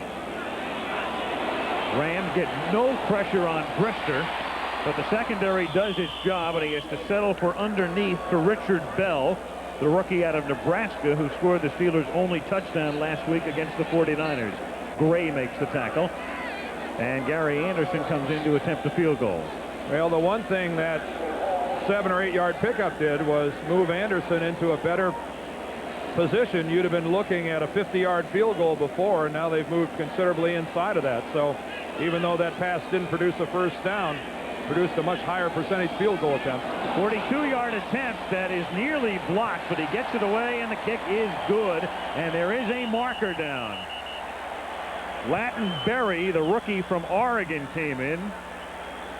It's offside against the Rams. Oh, here comes a tough call. Oh, yeah. This gives the Steelers a first down if they elect to take it. If they keep the points on the board, it's 20-10, all right? What do you do if you're a coach here? Oh, I know the old adage is you never take points off the board. But in this situation, you would have a first down inside the 20-yard line. I would take the yardage, and I'd send my offense back out on the field. They're going to do just that. I would as well. Yep. I know George Allen, that was his old saying, don't ever take points off the scoreboard. Defense, number 42, penalty is declined. 5-yard penalty, first down. Here it is right here. Latin Berry, number 42. He's lined up right here. Watch how he gets a head start before the snap of the football. He's well into the neutral zone, and boy, that gives the Steelers a first down. And that's why he came so close to blocking it. At the 20-yard line, 1st and 10. Hoge, he escaped the first man into the backfield. Kevin Green in on the play, 3-yard pickup to the 17-yard line. Green's been pretty silent tonight. He's their sack specialist. He's picked up 33 over the past 2 seasons, but seldom a mention tonight. There's a couple times tonight he's been neutralized by the other Green. The Steelers have kept Eric Green, that behemoth tight end, to block. There it is right now, bottom of the screen. There he is again. See Green staying in. On 2nd and 7, Hoge goes nowhere. He is stopped by number 99, Alvin Wright. Boy, they're hitting, aren't they? Oh. That's a great shot of just how violent it can be down there. Hoge buffeted around like a ping pong ball. This is a Ram defensive line that does not get much notoriety. They are a bunch of pluggers, a bunch of two-gap guys that really just bang in there and occupy their guys. They got the 7 defensive backs now in for the Rams. That means that Bubby Brister will probably have all the time he wants in the world to throw the ball, but the Rams have the extra coverage. 3rd and 6, and they run an inside play to Merril Hoge as he keeps it on the ground down to the 14-yard line. Crowd doesn't like the call, and now Anderson will try to put those 3 points back on the board. What a great play that time by Brett Fairnez. He falls back to the inside. He spins back to the inside and makes this play on Hoge. If he doesn't make the play on Merril Hoge, he's got a first down easily. Excellent play by Fairnez. Crowd booed a little bit, but if without the great play by Fairnez, that would have been a superb call. 31-yard attempt. And so Anderson winds up with those 3 that were taken down. He didn't breathe a sigh of relief on that one. He got his 3 back. And we have 9:50 remaining in the 3rd quarter. Steelers by 10.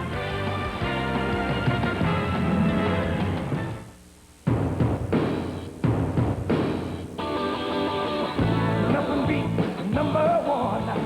Nothing beats the king of beers. Nothing beats clean, crisp, and cold. This is the best, and we got it right here. Nothing beats the bud, yeah, nothing beats the bud, yeah, nothing beats the Budweiser. Nothing beats the bud.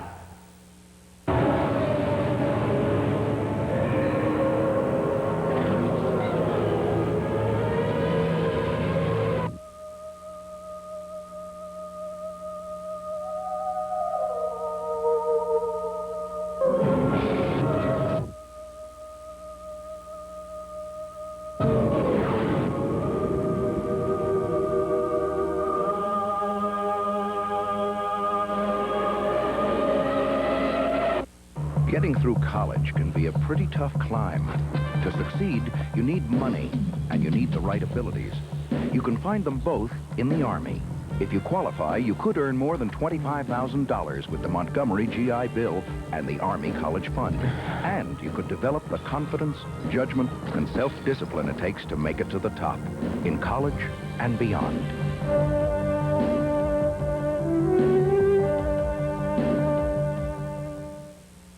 It's a battle atop the Big Ten as Iowa takes on the Fighting Illini. Or in the Pac-10, Arizona tackles the Washington Huskies. It's ABC's College Football Saturday.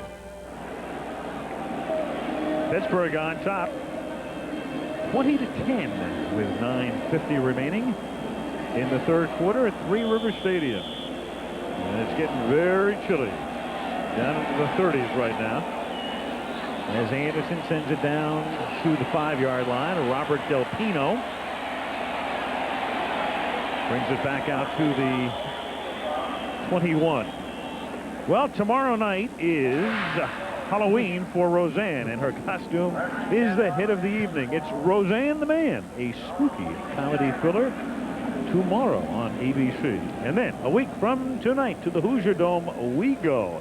Eric Dickerson and the Colts taking on Phil Simms and the unbeaten Giants. Who's going to see a quarterback there? Indianapolis. Yeah, boy, Trudeau is out for the year. George got hurt again yesterday. Joe Ferguson. 40-year-old Joe Ferguson. I've been looking at him for 3 generations.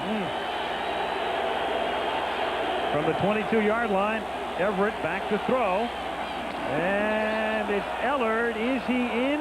No, he's out. And John Robinson just jumped out of his skin. No, he and Thomas Everett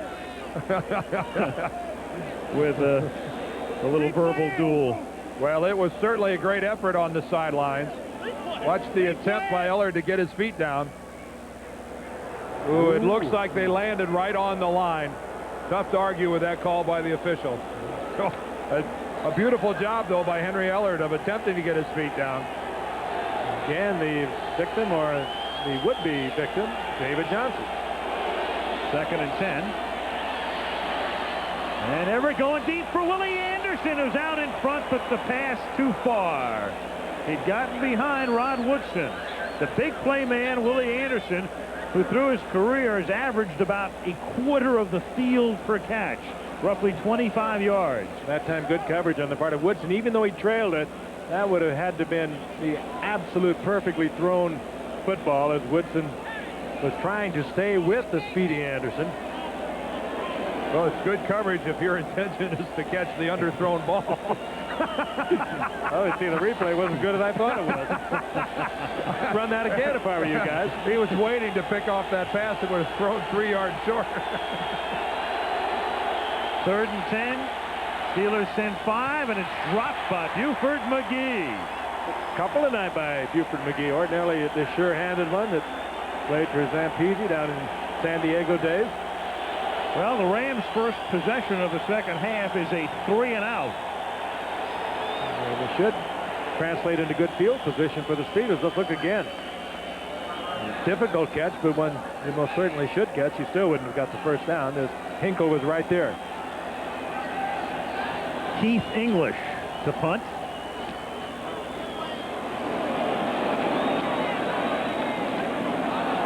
And it's Ron Woodson, who does not fair catch at the 36. And Pat Terrell was right there to make sure he didn't get started. Risky play by Woodson, but runs it back 3 yards after a 43-yard English boot. Steelers have it at the 39 when we come back.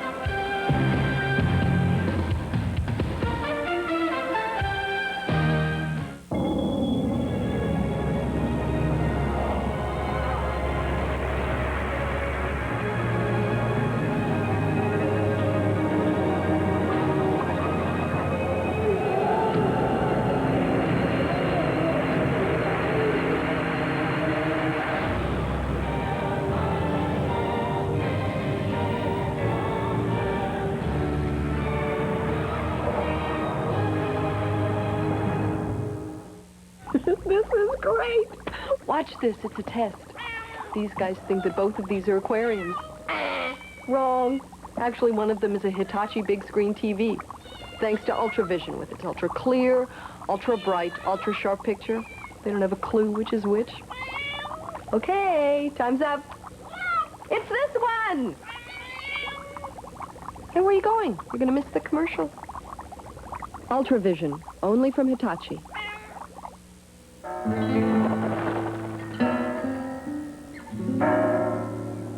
Samsonite's Adventure Series luggage is perfect for those active vacations.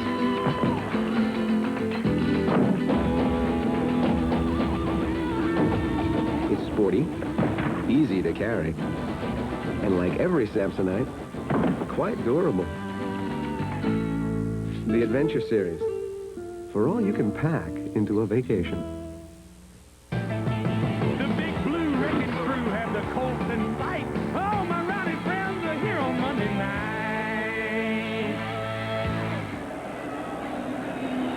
Our producer, Ken Wolf.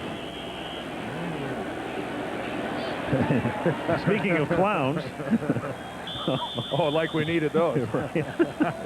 Beautiful job of carving those suckers, though. They are great-looking pumpkins. Yep.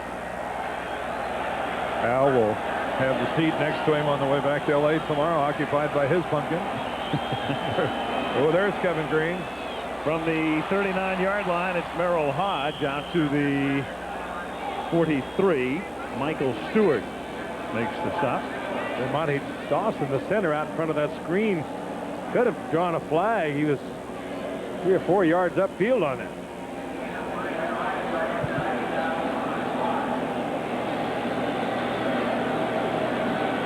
Steelers once again containing another top passer.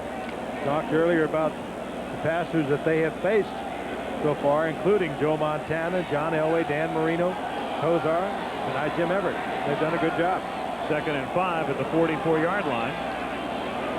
Here's Hoge, and he can't go anywhere. That play smelled perfectly by Mike Wilcher.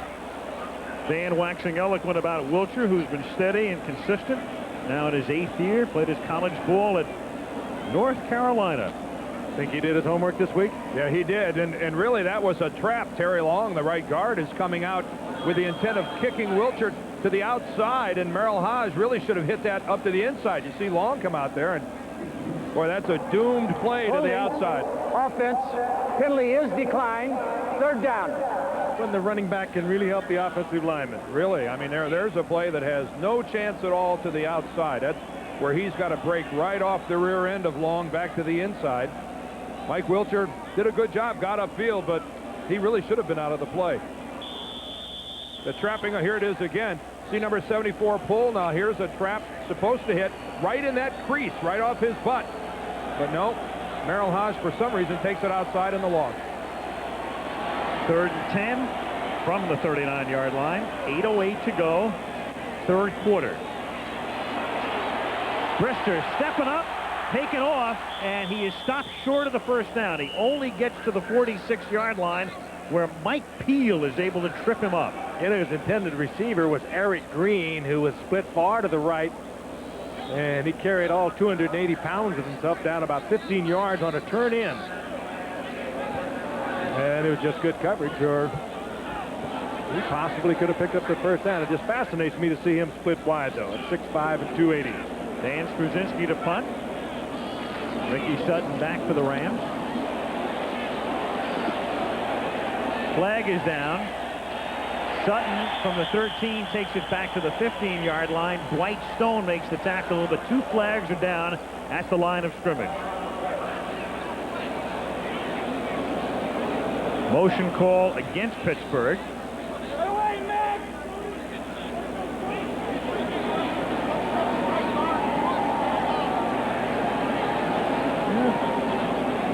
If the Rams decline, which they will not do, they would have it at the 15-yard line.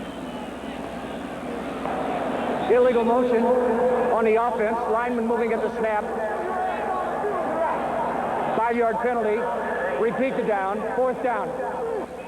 Well, let's see how it turns out now as the Steelers will kick it again, and Sutton sets up at his own 18-yard line.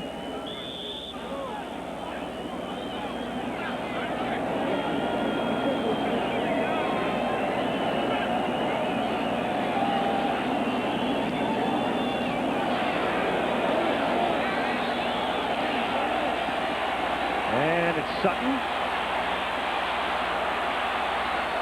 bringing it back out to the 23-yard line. 42-yard kick and a 7-yard return. And the tackle made by Jerry Olszewski. Ram ball, 7:08 to go. 3rd quarter.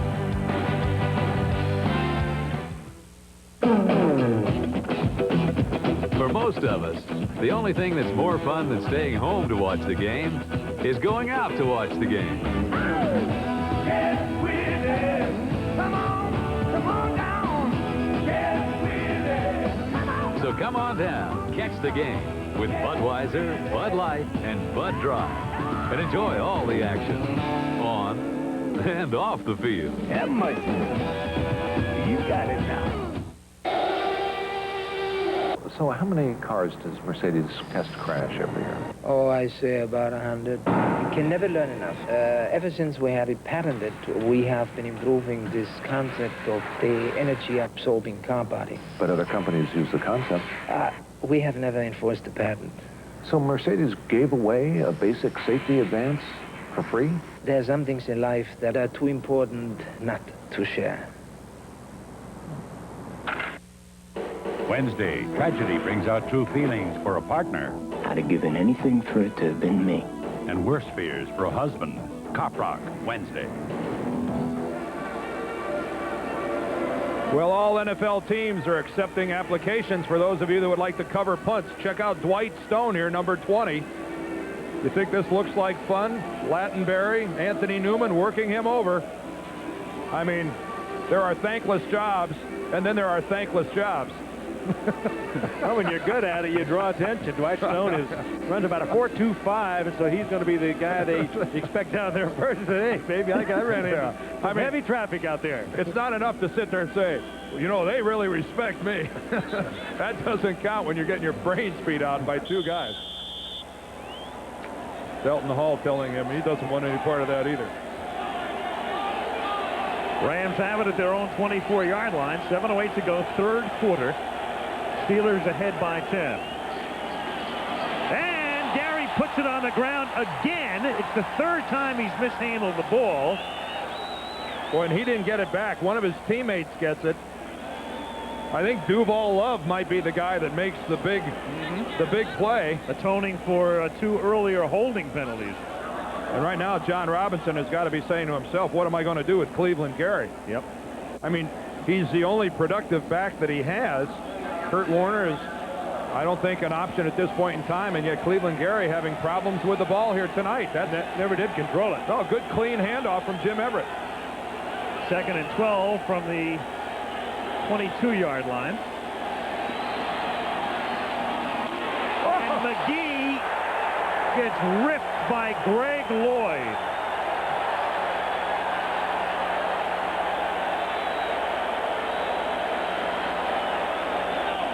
I guess you could say that. There's another one of those fine athletes the Steelers use on defense.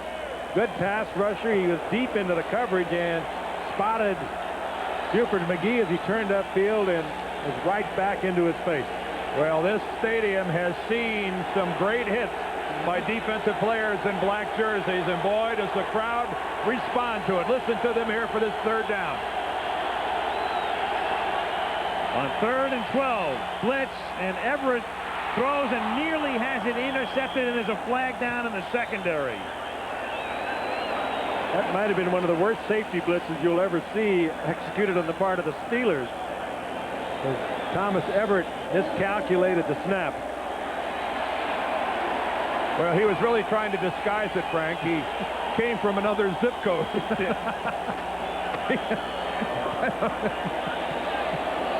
He disguised it, all right. They pick the flag up, and English, and there's a flag down here as he gets the kick away. It was a poor kick that takes a good Ram bounce, down at the 33, but the flag's down on either side of the field at the line of scrimmage for an ineligible man downfield.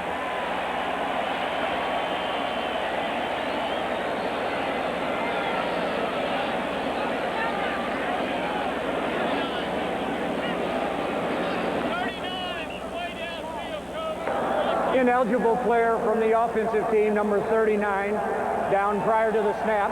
5-yard penalty. Repeat the down. 4th down. That's Robert Delpino. Have to be within a yard of the line of scrimmage at the snap. And Delpino blocking down that time just lost his head, I guess, and took off early. Delpino, one of the more versatile players on this Rams roster. You can see him there, number 39, right to the right of the center. Looking confused at the moment. Rams are punting from a tight formation. And English, as was the case against Atlanta last week, can't get the kick away. Rams obviously suspected something. They were in tight. And I think Robert Delpino was the guy who might have been confused on that. He wasn't sure whether to take the guy on his inside shoulder or his outside shoulder. So reacting adversely to getting flagged for being downfield early, some confusion on the part of Robert Del Pino causes that kick to go awry. And Richard Bell, 21, forces the issue. Watch Del Pino right here. He's going to come down to the inside when he should just stick that guy who comes up and actually gets into the play. See how he rides inside and then late reacting back to the outside. And the same thing happened earlier in the game against Atlanta last week. In the early stages, English forced out of a punting situation, and the Falcons capitalized with a touchdown. Now the Steelers trying to do the same. Hoge takes it to the 4. It'll be 2nd and goal. Here it is. Here it is again. Take a look at Del Pino right here. Watch how he comes down to the inside and doesn't get back to the outside in time. You see Del Pino there looking to the inside, and then he's very late reacting back out to Bell. I mean, he didn't even block out either way. They just breezed by him on either side. Well, remember, even before the play, we said he looks like he's confused, looking all over, trying to figure out whom to block. 2nd and goal from the 4. Williams to the outside and takes it down to the 1-yard line. It's going to be 3rd and goal. Stams and Green make the tackle. The clock shows 4:25 to go in the 3rd. And this is a huge play for the Ram defense because there is a significant difference in trailing by 13 as opposed to trailing by 17 when you're running out of time. Vital play for the Rams here.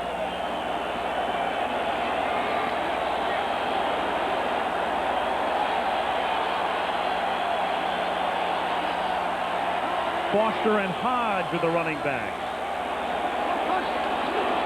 Hoge, touchdown.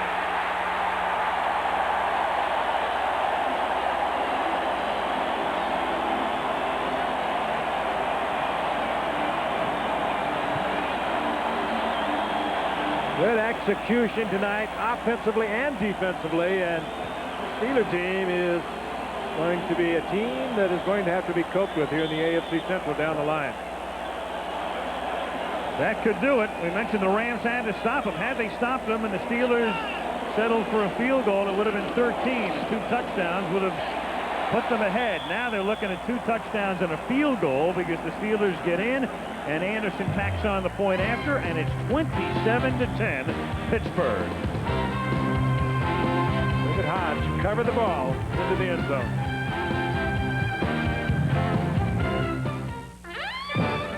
IBM presents You Make the Call.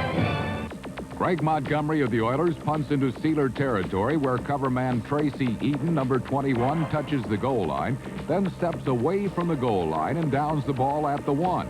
Now you make the call. Where do you spot the ball? And as these slides dramatically illustrate, annual net profits are... Instead of presenting information in a way that just sits there, now you can make it come alive. An IBM PS2 with microchannel can add full motion video and stereo sound to text and graphics. So from classrooms to boardrooms, anything you create can be a multimedia experience that's truly moving. To get more impact, how you going to do it? PS2 it. What call did you make? Since Eaton had reestablished his position in the field of play before he recovered the ball was downed at the 1-yard line. Sunny skies and 0 chance of rain through Sunday. Good news. There's no snow in our forecast today.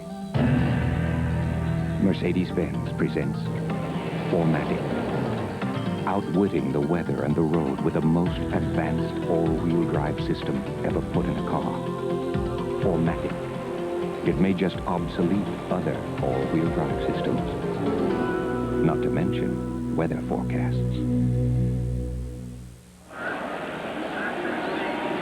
Steelers trying to get to the 500 mark, and right now they lead by 17.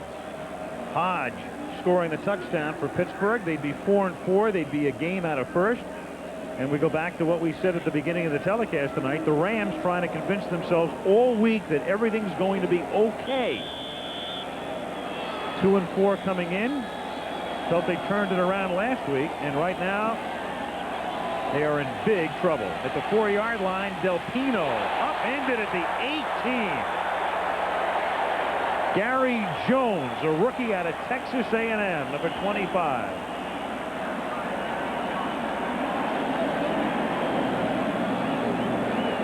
There's Jones right there coming down and really not challenged until the last moment at the wedge. And boy, he times that hit perfectly. And Robert Delpino is finding himself on the short end of the last 3 or 4 plays. He was doing very little that's wrong tonight. 13 that started 1-4, didn't score a touchdown until the 5th game.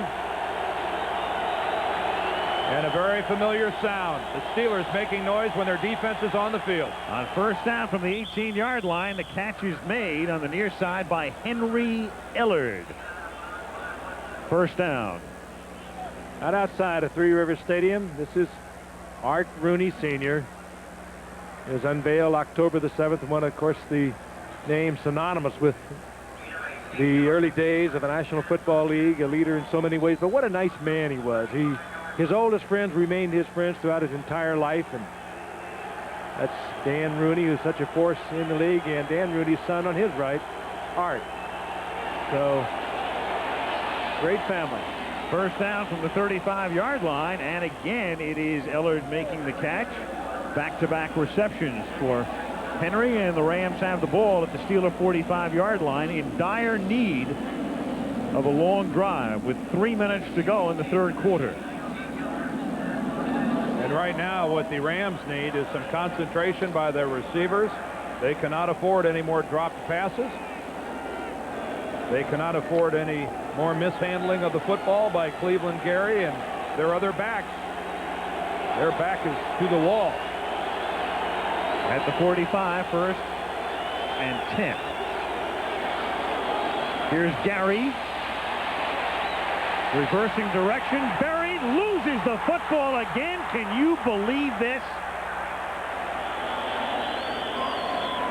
He was hit by Little, and it's Flipper Anderson who winds up with the football. The receiver who was running a downfield to block, and then he had to come back and saves the moment for the Rams. Duval Love saved one a moment ago, and now Anderson saved one. I'll tell you, it's tough. And when you start to fumble a football, all of a sudden the defense, they start to pick on you a little bit too. And there goes Cleveland Gary off the field, and it will take a supreme vote of confidence by John Robinson to send this young man back out onto the field the remainder of this game. David Little just reached in and stripped it. And the Rams are only one mistake away from being out of this ball game. And that was almost it.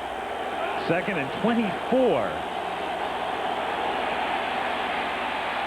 Everett with pressure floats one incomplete in the direction of Anderson, and Carnell Lake came blitzing through to bury Everett, who has a word with somebody who might have blown a blocking assignment. And that time, Johnson, good coverage on Anderson. Everett had no place to put it but out of bounds. Well, Jim Everett being forced all the way to the outside, but really no one up front is responsible for the strong safety, Carnell Lake, coming all the way from the defensive secondary to make that hit.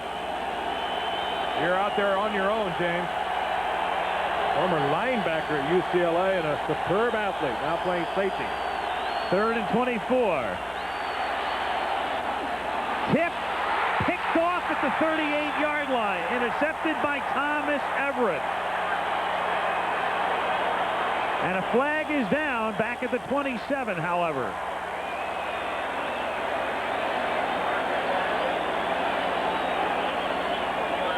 Well, the Ram offense is walking off the field. Flag is down where you usually get the holding call. Clearly against the Rams.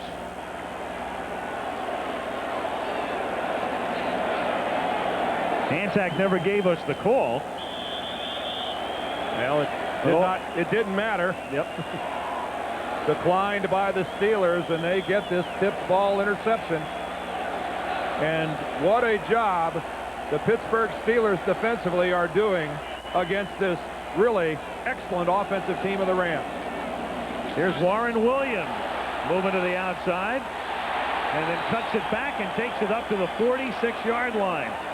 Frank Stans makes the tackle. I think the Rams have given the Steelers cause to have a little enthusiasm. Look at Williams bounce up and get back into the huddle. Cleveland Gary could take a long look at Williams, the way he's covering up that football. There's nobody going to take it out of his hands.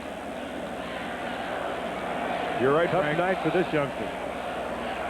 And again, as I said earlier, when you drop a couple, you have it stripped from you. Every defensive player out there is alert to it, and the second man in on every tackle is going to be ripping.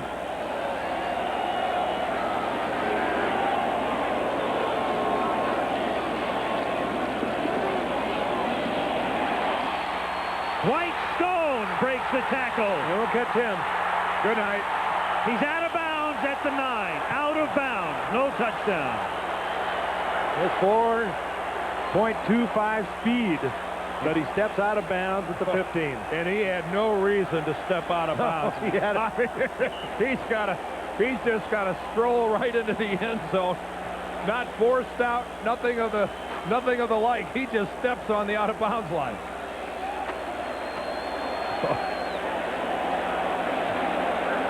Brister again.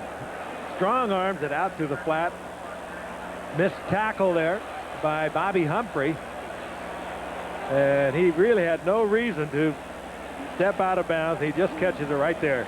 Yeah, he's a couple yards in front of Michael Stewart. Stewart is not going to catch him nor force him out of bounds. An unfortunate error there by Dwight Stone.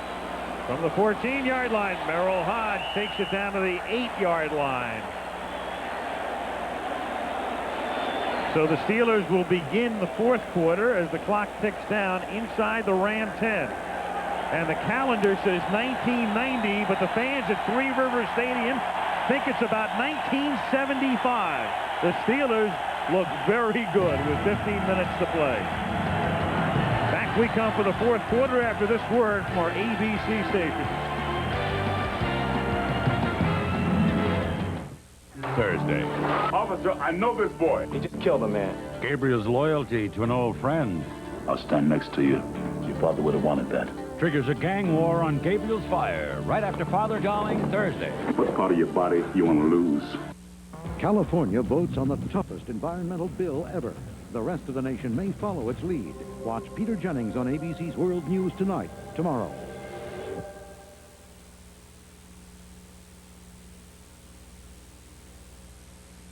After football, the latest on the Ron Hextall injury. He saw the doctor today. We'll tell you what the doctor said tonight after the football game. Good mileage, good performance, good price. That's all I want. Pontiac Sunbird's the answer, with great gas mileage, plus a 91 base model sticker price lower than last year. You've got to be kidding. With cash back, new 91 Sunbird coupes start at just $82.39. Qualified first-time new car buyers financing with GMAC get an additional $600 cash back. The car I wanted, the price I needed. Get the Sunbird you want. See your Pontiac pace setters now.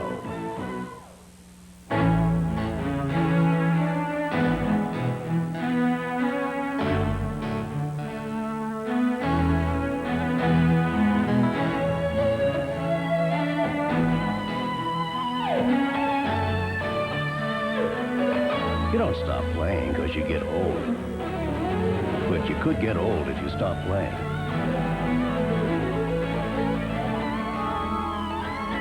Game Boy from Nintendo. Jean-Paul Belmondo, David Niven, Eli Wallach at 2. Back in Pittsburgh, Al Michaels, Frank Gifford, Dan Dierdorf, and the Pittsburgh Steelers dominating. Gaston Green ran the opening kickoff back 100 yards for a Ram touchdown. The only Ram touchdown. Yep, it's been all Pittsburgh since. They lead 27-10, and they have the ball at the Ram 8, 2nd and 4. And they've looked awfully good in their domination.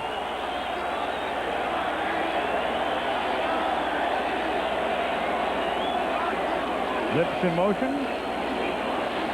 Brister again with all kinds of time. Stone juggles and gets in for the touchdown anyway. Boy, Stone makes it tough, doesn't he? Remember, it was Stone that stepped out of bounds. that set up this whole series anyway. He would have been in for the touchdown, and it's poetic justice that he gets to score it anyway. I'll tell you, there was no pressure whatsoever on Brister. Had all the time in the world to deliver that ball, but also there was no coverage on Stone. Someone blew that coverage. Rams in defensive disarray. Totally. No pressure on the quarterback. Secondary being shredded. And their worst dream has come true tonight. Last week's win against Atlanta was nothing but a mirage. Anderson with the extra point. We're 7 seconds into the fourth quarter, and the Steelers are blowing the Rams away. Oh, boy. I got it. Yeah.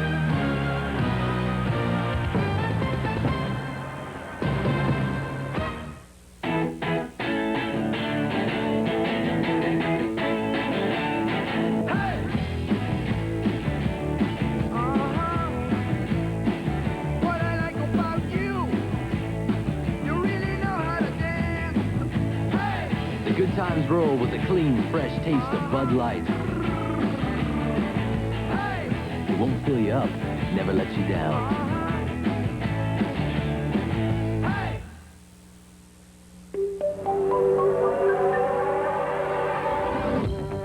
You're looking at an environment that is in a constant state of change. The inner some familiar faces with the familiar old terrible towel, which was so prominent here during the glory years in Pittsburgh. And it's 34-10 as Anderson kicks off. Del Pino runs it back from the 2. Oh! And another pop out of the 22, and they're dancing are the Steelers. Tyrone Stowe. And Robert Del Pino. Somebody's still down on the ground. In fact, it looks like a Steeler. Well, one of them is Del Pino. What a colossal shot.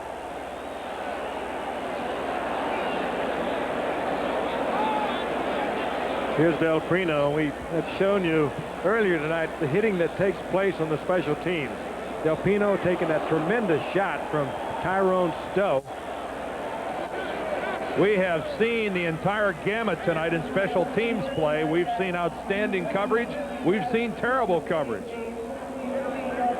That fell into the outstanding coverage category, and Robert Del Pino has paid the price. He's still down. Obvious concern over Del Pino. They're talking to him. And they have assessed the penalty against Stowe.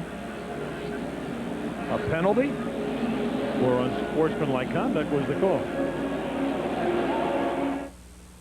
When you're on top, everybody wants a shot at you. And to stay on top, you know you can't stand still, cause you don't know how, and you never will. More drops, the best ever read. That's what. Well, that is a pretty sight to think that Del Pino would be up and walking off with minimal assistance after being down on the AstroTurf here for the better part of 3 minutes. Walking right side by side is John Robinson. He's a player's coach, and he's out there concerned about Del Pino, who he's very proud of. He's developed into a fine football player, and I think more like the old proverbial bell having been totally rung. Totally. Al, clarification on that penalty. We found out they called it on Gerald Williams. The Cantax mic wasn't open. It was an unsportsmanlike call on Williams, not on Stowe. I think they got Williams for saying something to one of the officials. And from the 37-yard line, Everett starts this drive by hitting McGee over the middle. And out to the 50-yard line he goes, wrestled down by Carnell Lake. First down, Rams at midfield. Early fourth quarter, 34-10 Steelers. Rams at this point must be thinking, we just have to go out and get some kind of self-respect back. Well, they would help themselves greatly if they would hold on to the football, and you can see that Buford McGee is the back of choice instead of Cleveland Gary. From the 49-yard line, and it's McGee again for close to 10. On the subject of running backs for the Rams, an amazing story. Remember Marcus Dupree, great freshman at Oklahoma, then left school, enrolled at Southern Mississippi, didn't play there, but went into the USFL and tore up his knee in 1985 with the Breakers, who were in New Orleans and then moved to Portland. After a 5-year layoff, he is back, and he is about ready to be activated. John Robinson saying that it won't be long before you see Marcus Dupree wearing number 34 for the Rams, maybe a week or two. Everett on second and short, going deep for Aaron Cox, and a flag is thrown as David Johnson was all over him. Johnson, the back they've been picking on all night long, and this time he collides with Cox and draws the flag. Interference. Defense, number 44, first down. Cox down the sidelines, and Johnson playing Cox, not the ball, and they're going to throw that flag every time when you play it that way. If you don't get turned around, if you don't address the ball instead of the receiver, you're just inviting that flag. John Robinson, and speaking of Marcus Dupree, recalled when he was coaching USC as they take Delpino off the field, and it's just good to see him up walking, but he recalled seeing Marcus when he was a freshman at Oklahoma. First down from the 10. And this is Kurt Warner. Yes, sir, the Kurt Warner, the longtime Seattle Seahawk, but clearly nearing the end of an illustrious career. Not nearly the quickness, and in fact, if they do activate Marcus Dupree in the next couple of weeks, Kurt Warner could be the man to go. Warner, with those great years, over 6,000 yards with Seattle over 7 years, his long run in 45 attempts into the 9 yards.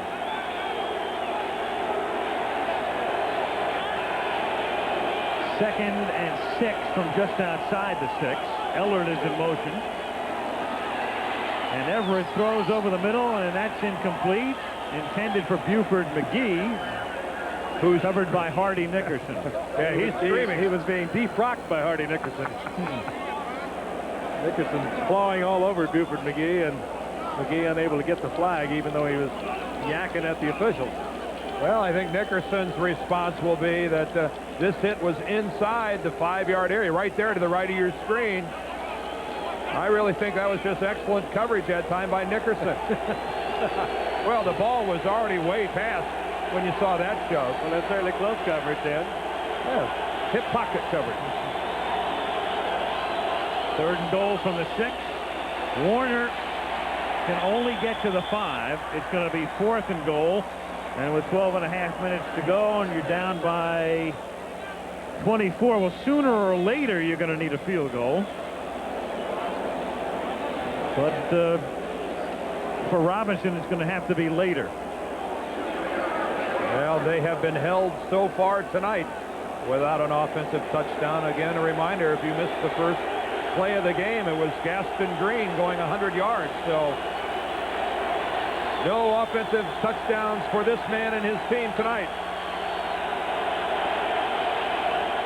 4th and goal from the 5 as the crowd rises as one, and a wobbly duck is thrown into the end zone and incomplete, intended for Pete Holohan. Boy, and this was just good coverage by Dwayne Woodruff.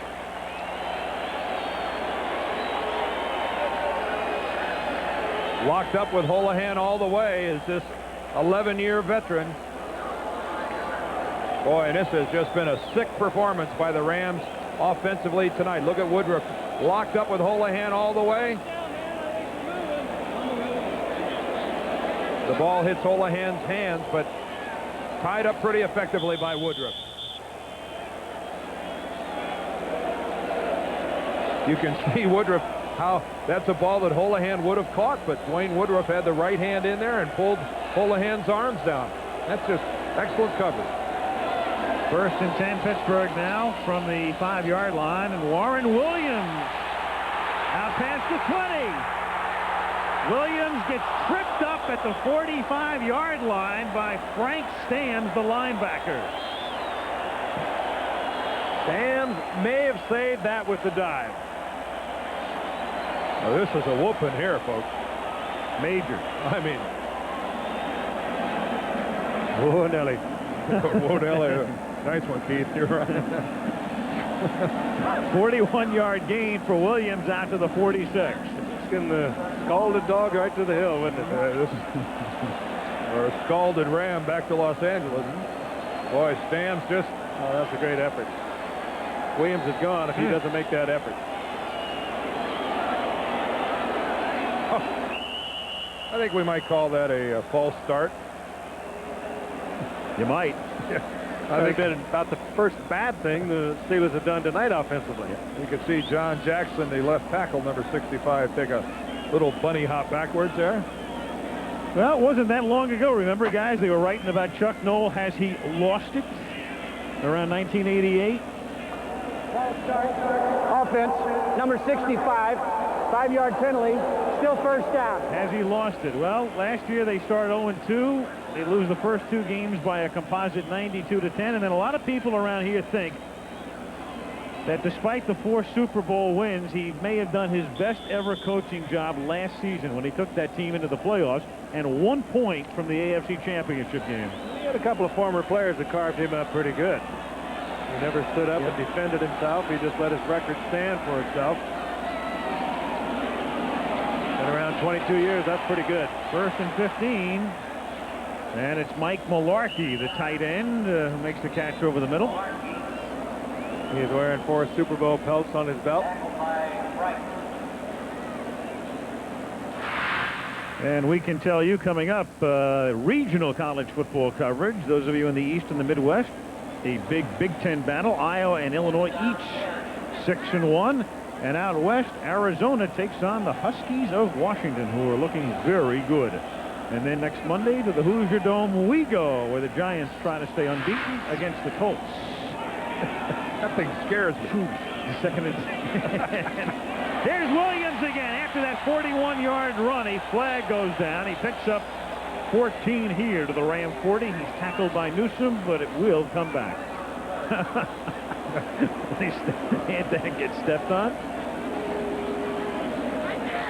Holding against the Steelers. Holding. Offense, number 63, 10-yard penalty. Repeat the down. 2nd down. DeMonte Dawson, the center. You have to give a lot of credit to this Steeler offensive line. They have done a very effective job of controlling the line of scrimmage when they've been on the field. It's just such a classic Steeler offense. The quick traps, the quick hitters, the occasional sweep. One of the things that Pittsburgh offensive linemen have always been able to do is run. Excellent trappers, excellent in getting out in front of the sweep. It's a time-honored tradition here in Pittsburgh, and looks like it's being carried on by this group. 2nd and 20. And Brister gets decked back at the 30-yard line. Alvin Wright. The late flag was thrown in there, Al, at midfield. That's a coverage sack. Yeah. Pending the call here, that's the first sack of the night. That's just Bubby eating the ball with nowhere to go with it. That would be the first sack of the game for either team. Joe Walton looks on. Boy, have things turned around for him. But the first 4 weeks, no offensive touchdown. There's no foul on the play. Well, they picked the flag up. Joe Walton, of course, took the heat in the early going here with the Steelers having a hard time absorbing his offense. We talked about it earlier, but very happy to be back in an area where he was born. He bought a farm out in Beavers Fall where he actually was born. His son, Tiger, Joe Jr., is a redshirt quarterback freshman at the University of Pittsburgh, where Joe was an All-American. Things have really turned around for him. 3rd and 25 from the 31-yard line, and it's Warren Williams who picks up 5. Stopped by Newsom and Newman, and it will be 4th down. The Steelers will kick. You know, I think the brilliance of Nolo is I mean, and he's been around, and I guess it's reflective of his personality. Never comes close to panicking. Somehow is able to just keep everything together as he did last year when they looked like they were the worst team in football earlier in the year. This year they don't score an offensive touchdown in 4 games, but he just keeps everybody together. He's not Carl Charisma. But he just gets it done, has been doing it for 22 years. But he can be called consistent. Brzezinski's kick, fielded by Mickey Sutton. Back he comes to the 35-yard line, and the Rams will take over there. Tyrone Stowe in on the stop with 8:21 remaining in the fourth quarter. And the Steelers on their way to the 500 mark.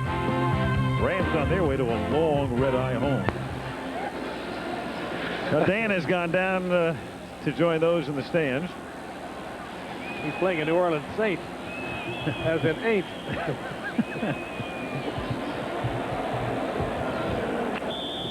The crowd here at Three River Stadium.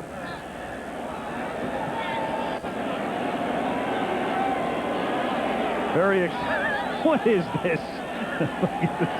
From the 35-yard line, Everett has to take a timeout here as they come to the line. You thought we were kidding about Dierdorf, huh? Everett looked up in the booth and couldn't believe it either.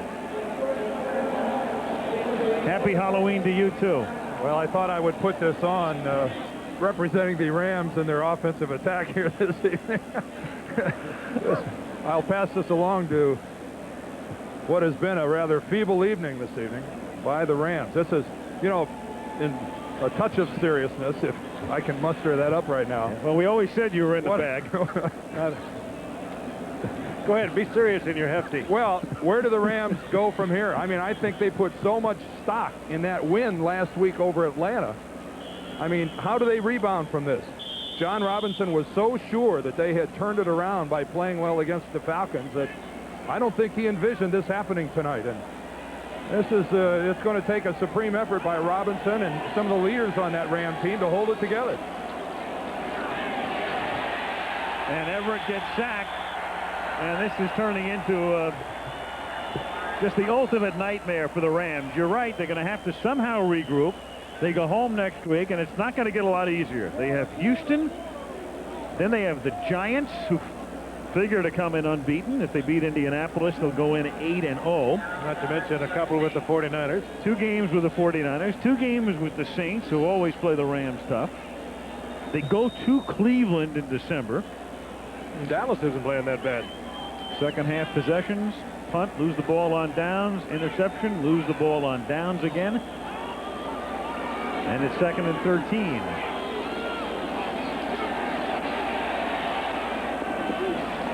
It is Buford McGee who makes the catch at the 37-yard line.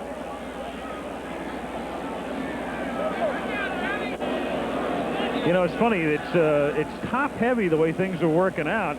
2 unbeaten teams, 49ers and the Giants. Bears have only 1 loss, and over in the AFC, Miami, Buffalo, and the Raiders each with only 1 loss. And what it means is that more than half the teams in the league, as we come up to the halfway mark, are going to be below 500. 3rd and 9. And that's incomplete. And the significance of that, I think, is with the added wild cards this year, the possibility becomes greater and greater that some team with a 500 mark or even a below 500 mark might sneak into the playoffs. Well, what's really unusual this year, guys, is you've got 6 teams hogging all the victories. I mean, you got 6 clubs whose combined record is 38-4. You know, you got 4 of them at 6-1, 2 of them at 7-0. They're monopolizing things. Keith English's kick, taken by Woodson at the 20, and out he comes to the 30-yard line, and there's a marker down. Merril makes the tackle. Clock down to 6:58.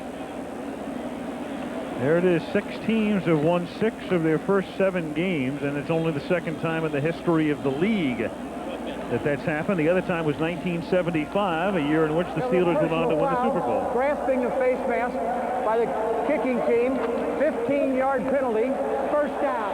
And when you have a half a dozen teams off to starts like that, they are monopolizing the wins. That's how you end up with the majority of teams in this league with losing records.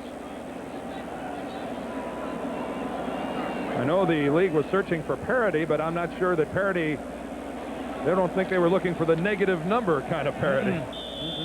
We talk parity, and we talk about the records of the various teams, and certainly it would seem that we have reached the ultimate parity, but nevertheless, the stadium crowds are up to record numbers, and apparently the interest is being sustained and even growing.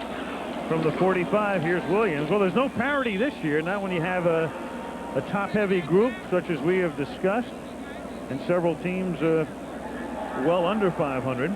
I think the odd thing, though, this year is are the surprises. The Rams, certainly a huge surprise. A lot of people thought they'd go to the Super Bowl. How about the Vikings? Exactly. They're having a disastrous season. Miami. Cleveland. Well, on the other side, Cleveland 2-6. Miami with the second-ranked defense, giving up the fewest points in the league. How about Dallas? Very nearly 4-4 yesterday, almost upsetting the Eagles. And the way the Bears have bounced back after a 6-10 1989 legend. Really?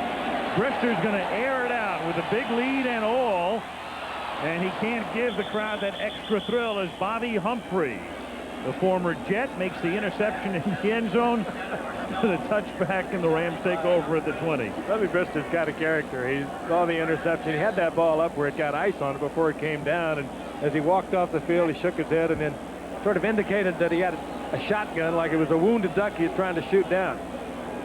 Here comes Stone with the great speed. We talked about Humphrey running right with him, times it out perfectly. He comes down with the interception. Well, look how well Humphrey played that, because he just didn't run and stay with his receiver. He sensed when the ball was coming and made his move to come back and check out the flight of the ball. And Bubby said, yeah, that's the worst thing that happens, Bubby. You'll live through it. 34-10. Yeah. The eternal optimist, John Robinson. From the 20, Buford McGee picks up 3. It's apparent that we have seen Cleveland Gary for the last time tonight. A pretty disastrous game for the youngster. Yep. And such a buildup after the 100-yard rushing game from last week against Atlanta. All you read about was, well, we got our 1,000-yard rusher that John Robinson was always looking for. And Cleveland Gary, a couple of bobbles that were recovered by teammates. He's carried 15 times for 34 yards, a little over 2 yards a carry. That's incomplete. I'll tell you one thing, though. They're going to need Cleveland Gary if they're going to make anything out of this season. Oh, I wouldn't be checking the waiver wires. I don't think he's in that big a doghouse. Nope. As a matter of fact, with the game out of reach, I think this would be a good time to put him back in there. Let him go back in and handle the ball cleanly and see if he can't regain some confidence before next week. I mean, if he would fumble again, it's hardly going to cost the Rams the game at this point in time. It might do enough. It certainly wouldn't do his psyche any good. I think that maybe that's what John Robinson is thinking at the moment. 3rd and 7 from the 23-yard line as Everett throws, and that's incomplete. Intended for Pete Holohan. And 5:24 remains in this one. And remarkably, Everett still under 200 yards. I mean, we have seen what this Steelers secondary has done. We've talked about it repeatedly tonight, what they have done and how they've limited some of the more effective quarterbacks in the game. But, boy, I didn't see it happening tonight. Look at some of these passing numbers. Yep. Look at Montana, 154 yards, bottom of the pile there. There are teams in this league, you look at that 258 they gave up to Houston. There are teams in this league that's their average. They won that game. Yep. The defense won it. They didn't score a touchdown in it, but they got the victory. Keith English. Woodston. Oh, is he fun? Ooh, to the Ram 45-yard line. He almost broke that one. There's a guy that will be in Pro Bowls for years and years to come. Number 1 healthy, Dan. He's on the way to Canton. He does it that well. A teammate of Jim Everett's at Purdue. Not a bad offensive and defensive representative from the school in Lafayette, Indiana, huh? West Lafayette. Another teammate out there for the Steelers. Gerald Williams was a freshman when before the mail starts coming in. We're getting enough mail. Yeah, really. I don't need any more. Time for Joe to go home to Ginger with the ball on the ground. From the 45-yard line, and this is Barry Foster. He of the botched kickoff return last week.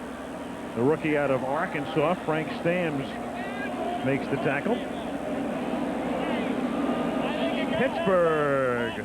Well, they lit it up for us tonight. Yep. Pretty good sports year for this town with the Pirates winning the National League East.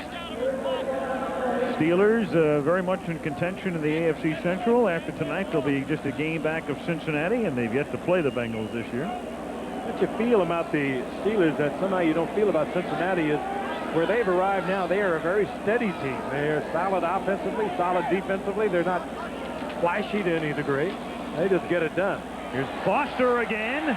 And Foster breaking tackles inside the 20, the 10, to the 5-yard line. Run down by Vince Newsom. I tell you, that is good running. You think that felt good for Foster? Mm-hmm. Lowered a shoulder and broke a tackle up around the 30-yard line. Well, I'm thinking to what happened to Mr. Foster last week. Right. When he left the football lying on the ground on a kickoff return. Look at this move to the outside now. Spinning away here now, taking on one defender, Bobby Humphrey, and just chucking him aside. That's excellent running. Good for you, Barry Foster. That has to feel pretty darn good after last week. Remember Robert Newhouse with the Cowboys? Number 44. Foster again. Well, after that run last week, seems like a year ago for Barry Foster. But Foster looks a little bit like Newhouse. 5'10", 225-pounder. To think of it, nobody looked like Newhouse. Doesn't get your laundry. And there is Billy Edwards. Say hi to all the guys back at Billy's Bar in Annapolis, Maryland. Yeah. That's just down the road from Bowie. Well, we can tell that the 2-minute warning hasn't arrived yet because Billy hasn't left the building. Billy Edwards, our sideline coordinator. And we could get on the air without him. Just barely. On 2nd and goal, Foster takes it down to the 1. 3:25 remaining. Talked about Joe Walton and what a wonderful MVP player to move back in the field. We've shamed Billy into coming back onto the field. Joe Walton's father, who played for the University of Pittsburgh also, as Joe did, was a coach with these Steelers many years ago. Billy Edwards there, who just turned 107 last week. He went into the smoking section. That's where Jim Leland normally sits in the Pirate dugout.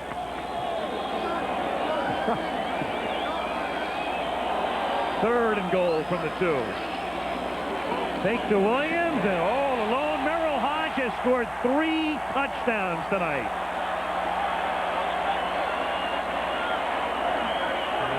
$33 for 3.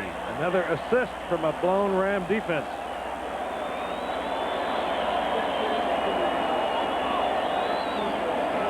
And Chuck Noll's team, it's a funny thing. The Steelers have not been involved in a real close game this season. In every game, there's been at least a 10-point differential. Well, I think at this point in time, the best thing we'll say about the Rams is nothing. Anderson boots it through. Of course, we'll get another look at them later on against 49ers and in New Orleans. Well, the Rams, I mean, offensively, you know that they're going to eventually produce and have produced in the past, but I think their defensive deficiencies are worse than anybody ever suspected. Yes. Well, we have not been in Pittsburgh for a Monday night game since '85. The Steelers have not been on Monday Night Football since 1986. And why do I get the feeling when you look at how young this Steelers squad is and the talent they possess and how well they're playing that we'll be back. The Steelers will be back on Monday night, and I would assume that we'll return here to Three Rivers. If I could, Dan and Al, I'd just like to say that this past week we lost Merril, the former vice president of broadcast and engineering operations. Passed away this past weekend, and we here at ABC Sports and all of us at ABC would like to express our condolences to his family and to his friends. He was a good man.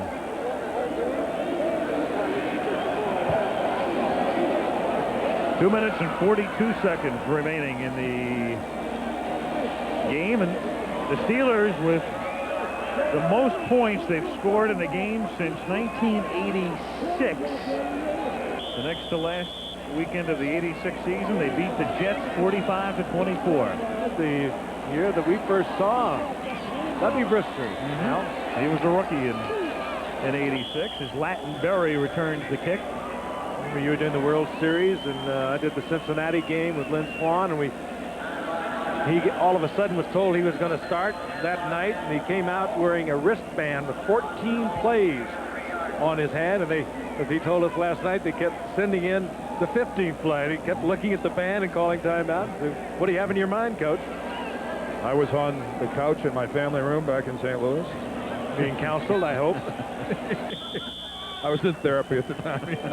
Deep therapy. Anyone that puts a hefty bag on their head. Mid-fourth quarter. I was told to get a job. Again. A recurring theme in my life. He went back and raised the price of his steaks. Chuck Long is the quarterback, and Kurt Warner is the ball carrier. Long, the former Lion QB, who has come over here to back up Everett. And we now get to have Billy Edwards do his thing as the all-important 2-minute warning approaches here. Get ready, Billy. This is your big moment. For the final time tonight. I gotta go. Got a late flight. Oh, good. There comes the orange sleeve. Nobody does it better, I can assure you of that. Run those spots.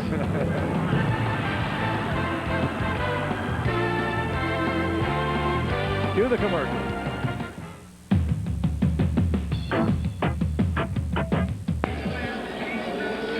Two minutes to go with the Pittsburgh Steelers on the verge of evening their record at 4-4.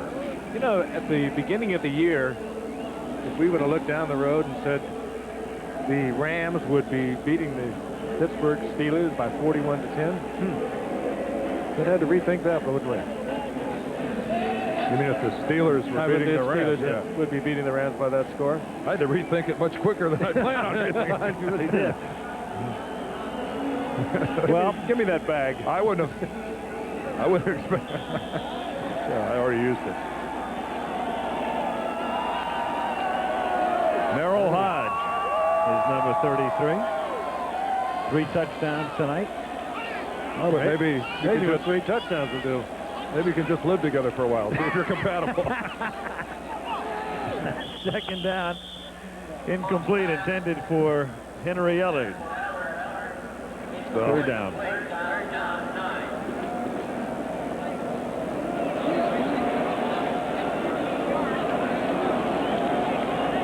Cleveland Gary comes off his best performance as a pro and follows it up with just a miserable night.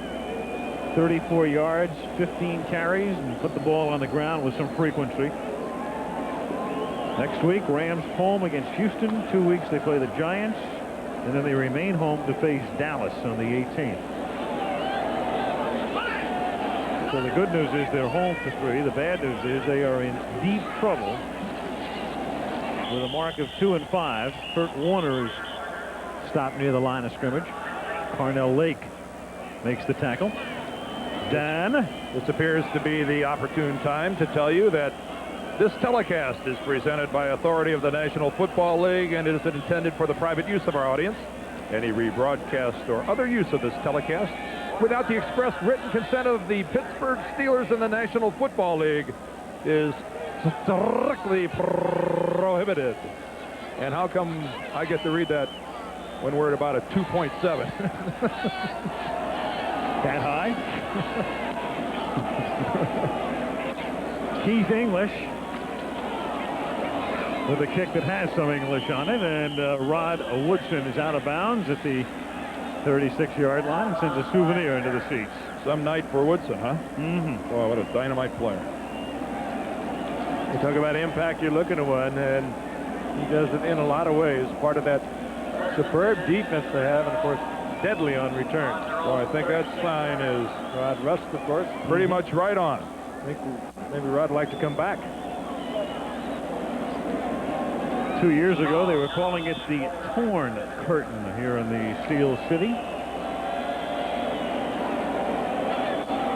Pittsburgh on an early Tuesday morning.